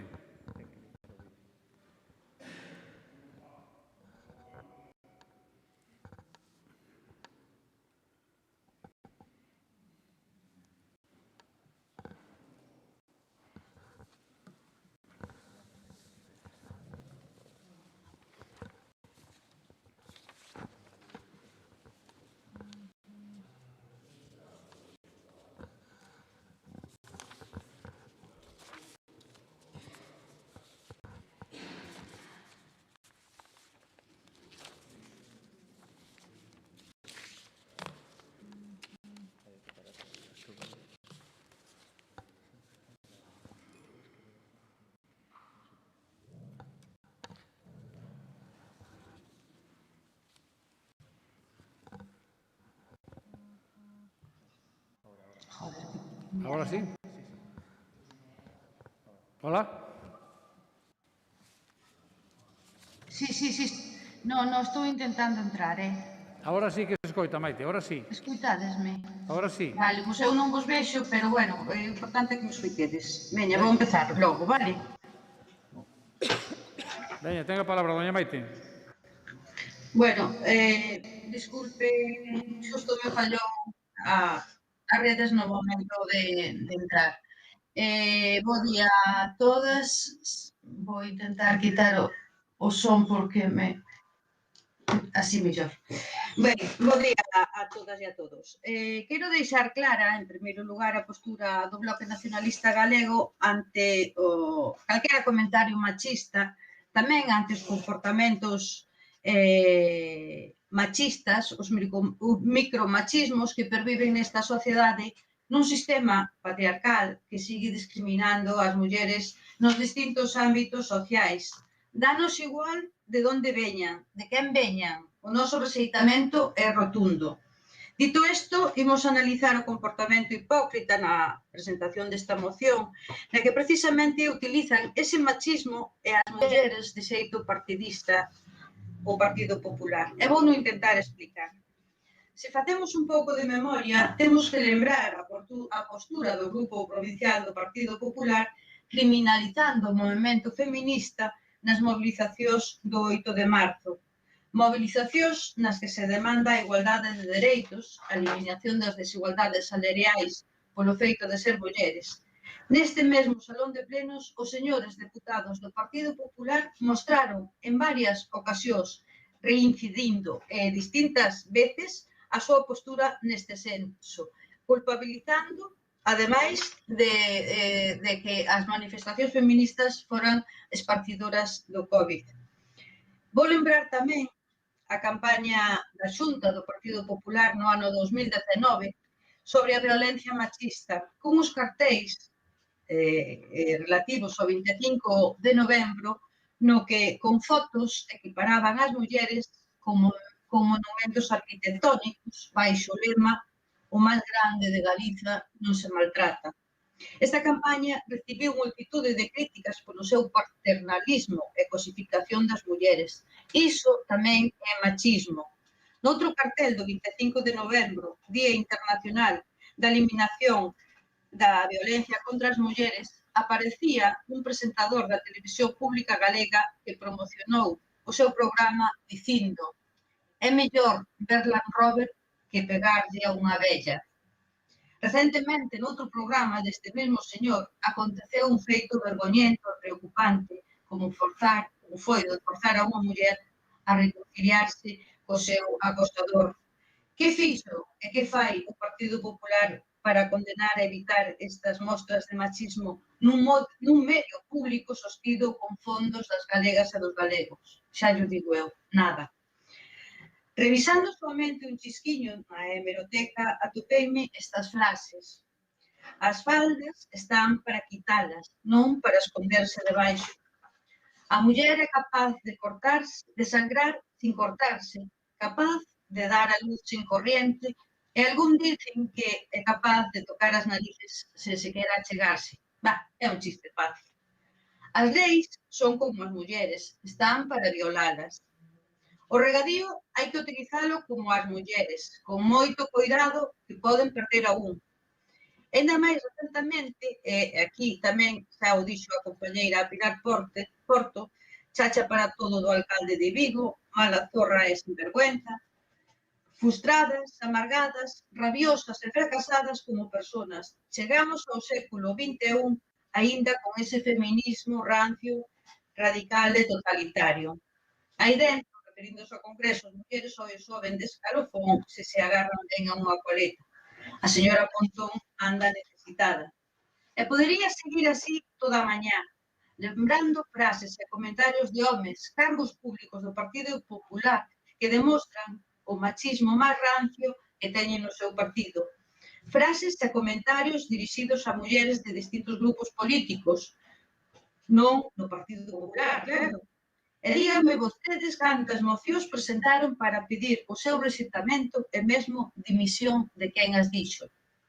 As mulleres despreciamos o machismo en todas as súas variantes e pareceme indignante que nos utilicen de xeito partidista como están a facer hoxe aquí, porque vostedes están molestos non por un comentario machista sobre a vestimenta dunha muller, están ofendidos porque esa muller é do seu partido. E non lles imos permitir que metan na súa lameira o BNG e a Ana Pontón.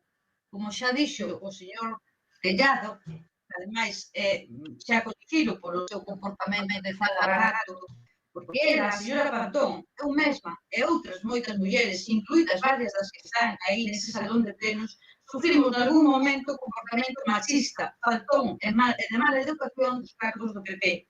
Aínda así, cando queiran condenar comportamentos machistas ou calquer tipo de violencia sobre as mulleres, conte connosco. O BNG vai estar aí, pero insisto, non imos consentir que utilicen ao BNG e as mulleres para lavar a cara do Partido Popular. De momento, remate. Moitas gracias, doña Maite. Pasamos agora ao segundo turno. En primeiro lugar, señora Castro, 3 minutos. Gracias, señor presidente. Bien, a única muller presidente desta institución foi o Partido Popular, Elena Candia. Tamén é a única muller presidenta do seu partido na provincia. E, cando menos, son tan feminista como vostede. Se me poño a sacar exemplos, teño varios aquí, pero non se trata disto. Basta xa. Nadie deixes que nomean están hoxe aquí. Miren, non intenten quitar importancia a un un tema tan trascendental. O Partido Popular, decímolo ben claro, aprobamos todas as declaracións deste estilo, todas. E eu négome a crer que algunha das mulleres que hoxe nos atopamos aquí non este de acordo en reprobar semellantes palabras. É lamentable que non se pida perdón inmediatamente e se diga que nos manipulamos. Se non é só o que pensamos o Partido Popular, se é o que condena a sociedade. Mire, fixéronse eco infinidade de medios de comunicación, Antena 3, Voz de Galicia, Diario de Pontevedra, Faro de Vigo, etc. E así unha lista interminable de medios de comunicación, asociacións. Nas redes sociais, imposible de contar as mostras de apoio e reprobación a ditas afirmacións. Aquí intentou tapar baches con declaracións persoais moi graves por denunciar que os veciños dos nosos concellos están a pisar cada día chancas nas estradas provinciais. Con estas declaracións faltouse o respeto á muller nunha comunidade autónoma como a nosa, onde as mulleres significan moito e fixeron tanto por sacar adiante a mesma. Botei de menos as mulleres socialistas, a sonoridade das mulleres do Partido Socialista. E agradecéronse as declaracións de membros do BNG, como a señora Rodil. Son declaracións de valentía, condenando unhas palabras inadmisibles. Sexan vostedes agora valentes e rompan ese tipo de actitudes. Debemos de seguir dando pasos cara adiante, xuntas e xuntos, na consecución da plena igualdade e considerando todas as actitudes que se manifesten denigrando a muller. Non é a primeira vez que, por desgracia, me tocou intervir en defensa da igualdade.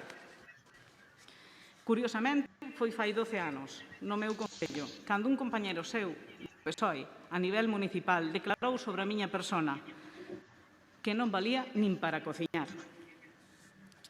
Señores do BNG, entendemos que votarán en contra. Non dixeron o sentido da súa votación, pero entendemos que votarán en contra. Nós ofrecemos votar por puntos ou incluso suprimir un punto 3, pero non deben de aceptar isto. Non criminalicen o Partido Popular para desculpar semexantes declaracións. Gracias, señora Castro. Segundo turno, ya 3 minutos. Castro, que xa comeza este turno de intervención enmendándose a si mesmos moi seguros do que fixeron non están, senón non empezaba o segundo turno de debate. Eu pídolles que presten un pouco de atención e lles vou a ler. Vexo desacertado o ocorrido, pero quero destacar a desculpa sincera. Tamén dicir que cando un di ou fai algo que non é correcto, honralle que se desculpe de forma explícita. Poderían ser palabras do presidente da Deputación de Lugo, pero non o son. Son palabras do presidente Feijóo, o señor Alberto Núñez Feijóo, fai uns días en defensa da TVG, con respecto do acontecido nun dos seus programas de máis audiencia, no Land Rover. Unha desculpa sentida e explícita. Segundo o seu presidente de partido, foi máis que suficiente para pechar neste caso o debate sobre un gravísimo caso de suposto acoso e control machista. Isto en palabras da Asociación de Xornalistas Galegas, acontecido na emisión do devandito programa na TVG. Non falsé. O presidente da Deputación Provincial desculpouse en menos de 24 horas. Iso non vale. As desculpas do señor Feijóo valen e as do presidente da Deputación de Lugo non valen. Esa é a doble vara de medir, a doble moral, a hipocresía do Partido Popular que tanto daño fai a algúns movementos como é o movimento reivindicativo feminista. Señora Lola, vostedes banalizan o feminismo, burlanse do 8M. Fala vostede de onde está a sororidade das mulleres socialistas. Onde están vostedes cando salimos ás rúas mulleres polo 8M? Onde está o Partido Popular para reivindicar os nosos dereitos? Non os vexo. E máis, é motivo de debate interno nas súas filas, se ter presencia ou non a ter, se nos convén ou non nos convén. Mire, vostedes non están legitimados neste caso para reprobar mentras non reproben públicamente a todos cantos de Nomei e a moitos máis que quedan atrás. Dentro das súas filas, nunca lles oín pronunciarse. Nunca unha muller se sentiu respaldada ou refrendada polo Partido Socialista, polo Partido Popular. E falo en primeira persoa ante a publicación feita en Facebook polo meu alcalde. Ni uno solo del Partido Popular. Eso sí, aplaudir e a facer comentarios máis gravosos aínda, sí que houbo. Eso sí que houbo. Pero vostedes non estaban nin estiveron aí. Doña Lola, isto non é un tuit, como lle gusta o seu voceiro, non gaña quen ten máis likes nas redes sociais. Isto é cousa de mulleres. En eso estou de acordo con vostede. Debemos de estar unidas, máis unidas que nunca.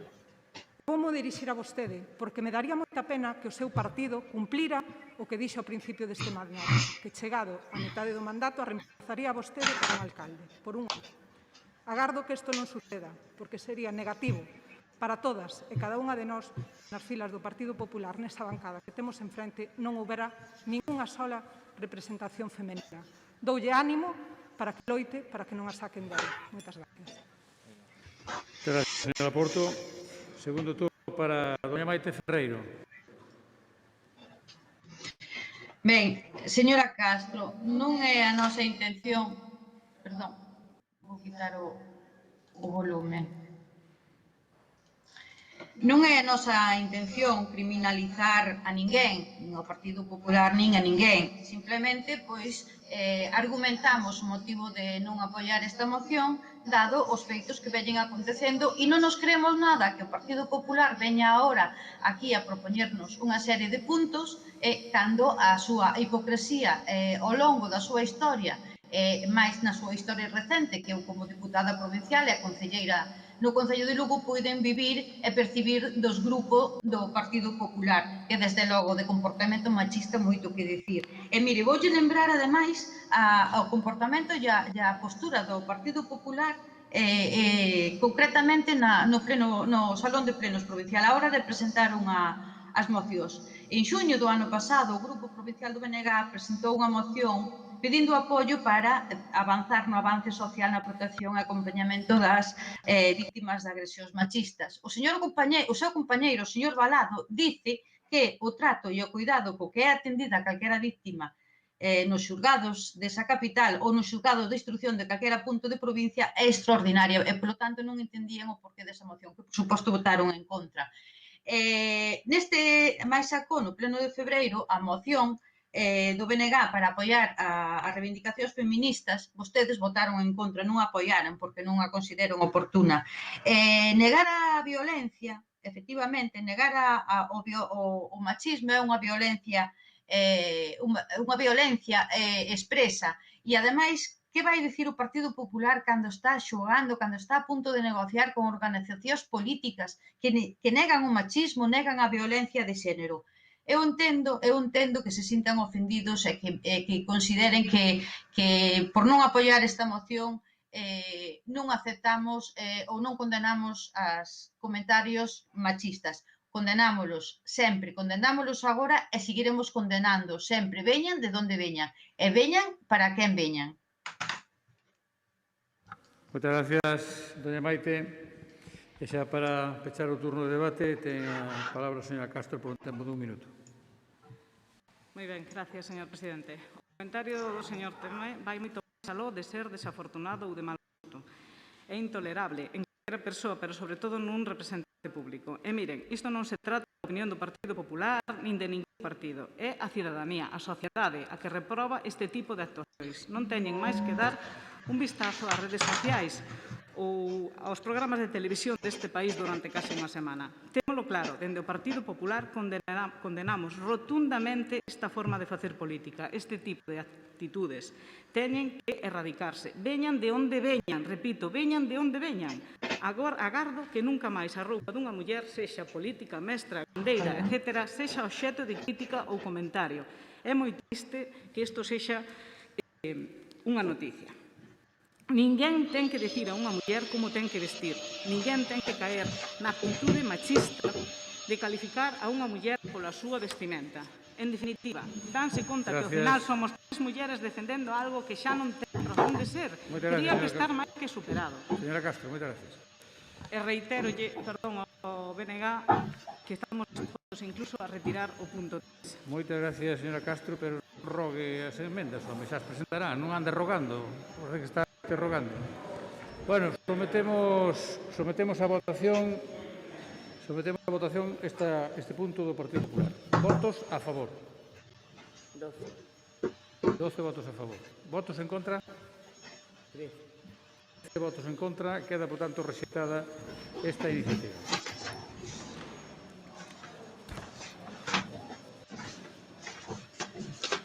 Señor presidente, decide avanzar.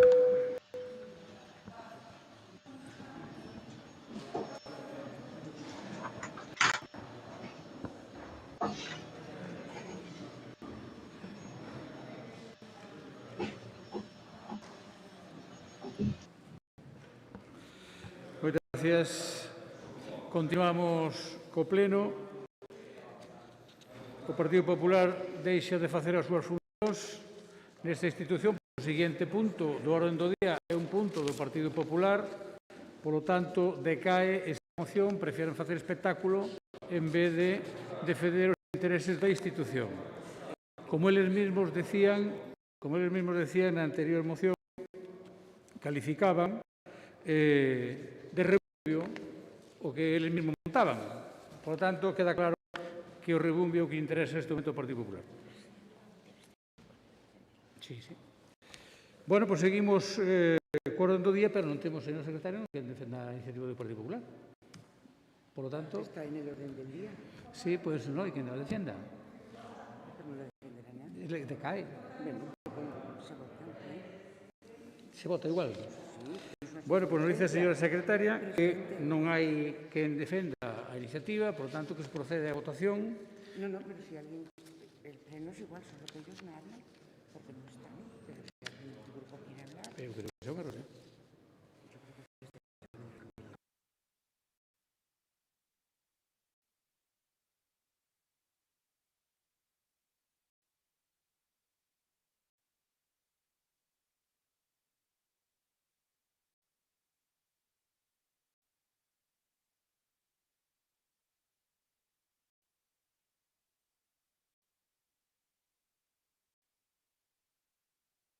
Bueno, pues atendendo á indicación da señora secretaria, continuamos igual co pleno, incluso con este punto ao longo do día que o Partido Popular non defende e, por tanto, pasamos á intervención do resto dos grupos.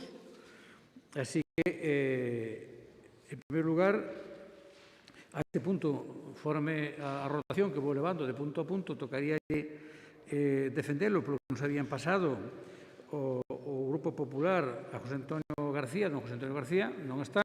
O seguinte en intervir sería don Efrén Castro, así que, don Efrén, se vostede quere intervir sobre esta moción do Partido Popular.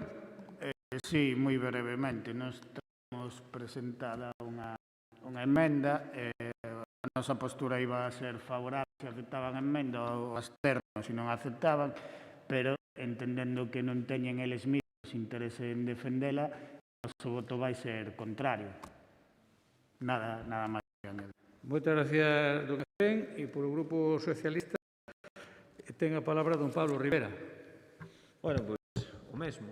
Este exercicio de democracia que fai o Partido Popular dicindo unha cousa nun sitio e outra noutro, pois creo que o retrata bastante de cal é o seu modus operandi. Cando non queren escoitar a realidade, marchan. Pero isto xa non é a primeira vez que o fan.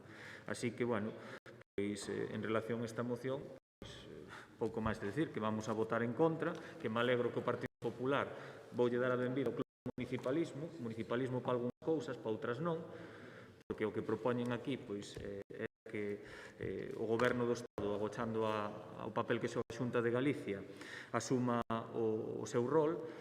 Evidentemente, bueno, pois nós vamos a votar en contra porque se volven a agochar, porque o mellor marcharon para non ter que dar a cara diante da Xunta de Galicia, que é o que nos están habituados, falan do Estado, falan da Deputación, pero olvídanse sempre falar da Xunta de Galicia, que é a quen lle transferiron o crédito para poder colaborar cos concellos, para facer fronte á pandemia, para poder facer fronte ás competencias que lle son propias, e, desgraciadamente, non están. Así que nós vamos a votar contra. De verdade que o sinto que a folla de ruta do Partido Popular sea esta. Moitas gracias. Moitas gracias, don Pablo Rivera. Non sei se don Efrén quere volver a intervir. Non, renuncio ao turno. Don Pablo, renuncio ao turno tamén. Por lo tanto, como non está o Grupo Popular para aceptar a emenda do BNG, non se pode aceptar. Así que sometemos a votación desta iniciativa no texto tal como foi presentada, nos termos en que foi presentada, que é unha moción do Grupo Popular para instar ao Goberno de España a cumprir os compromisos asumidos coas entidades locais. Sí, pero sin embargo non vos vexo. Perdón? Decía que é unha moción do Grupo Popular para Mira, pedir se queres, quedo do así. Estado Eu non estén sei por que non destinadas se tamén a me, apoiar non os sei por que non concellos, se me diputacións, ve. cabildos e consellos insulares na súa loita contra a pandemia, Nada, económica e social o que sofre escritorio España. cos accesos directos. A favor desta iniciativa? Ninguno. Non hai ningún. Votos en contra? 13 votos en Minimicei, o contra. WhatsApp minimicei, non? Pasamos ao punto número 1, que é control anual de control financiero do sector público provincial de Lugo do exercicio 2020. Punto número 10. No, seguro. De conta das resolucións de presidencia adoptadas durante o mes de marzo de 2021. A ver, isto é nada. Punto número 11. Correo. Comunicacións de presidencia que non hai. E antes de entrar en rogos e preguntas, A ver, espera que che mando unha foto do que me aparece. Hai unha proposta de urxencia, un asunto de urxencia que propón o Goberno. No, xa me sonou. Era outro móvil. No, é que eu non sei que pasa, Pois explicolles a urxencia moi brevemente para que a Diputación se poida sumar a unha rede de territorios pola biodiversidade a fin de poder concurrir a un concurso co proxecto Life in Common Land. É certo que se podía salvar a presentación sin ter incorporada a Deputación a esta rede, pero é moito máis favorable o feito de poder incorporala e nos parece interesante pola puntuación que se poida obter. Por eso sometemos este punto ao Pleno. Moitas gracias. Ben, moitas gracias. Non sei se non quere intervir. Non, por lo tanto, sometemos a votación, en primeiro lugar, a urxencia, a medida por urxencia para debate. Votos a favor da urxencia? 13 votos. No. Sí. Perdón, 12 votos.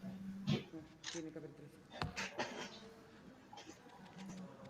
Esperamos un segundo, entonces, que se incorpore o diputado. No, mayoría absoluta.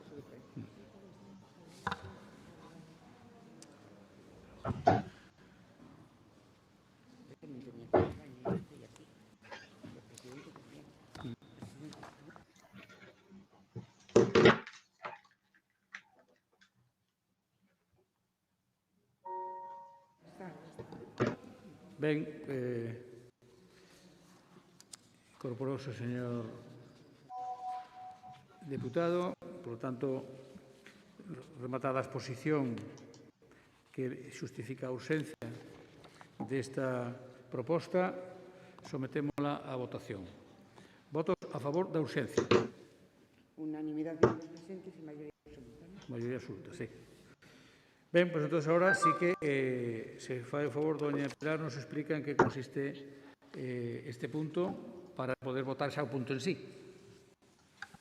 Ben, pois moi brevemente tamén. É unha rede de territorios que traballan en favor da biodiversidade, no que consideramos que a provincia de Lugo e baixo a proposta da área de medio ambiente pois debería de participar, porque son varios os proxectos que están en marcha, que deberían de integrarse nesta rede, que son positivos para esta provincia, pero que tamén resultan positivos como modelo e exemplo para outras provincias. Ademais, en algún momento se pode abrir tamén a participación a determinadas achegas estando integrados nestes fondos. A cantidade que hai que desembolsar anual son só 300 euros, co cual nos parece que non habería ningún problema para integrar a provincia a Diputación de Lugo e a súa provincia co conxunto do territorio neste proxecto.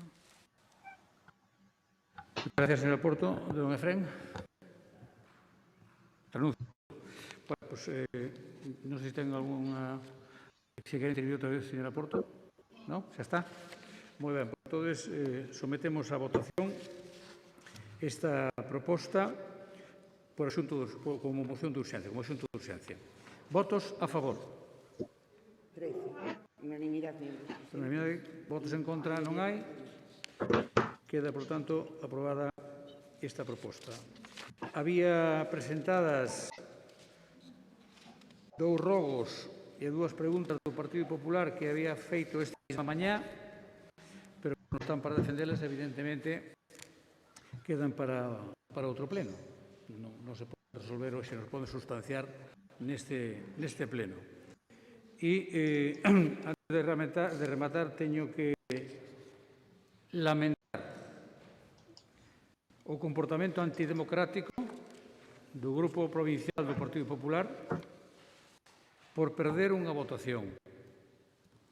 Esta maneira que ten o Grupo Popular de entender a democracia, e isto é, sinceramente, unha demostración de que donde non gobernan, crispan. E tamén me gustaría saber se o señor Feijóo, o presidente do Partido Popular de Galicia, aproba que o seu partido abandonen as institucións. Non sei se este lle fixeran el no Parlamento, que diría? Por tanto, señores do Partido Popular, reflexionen, porque creo que os teñen que estar pasando políticamente moi mal e que falta unha dirección clara para participar nas institucións e gobernar as institucións. Porque se estos que abandonan o pleno son os que queren gobernar a provincia de Lugo, que veña de o seu vexo. Moitas gracias a todos. Levantamos a sesión.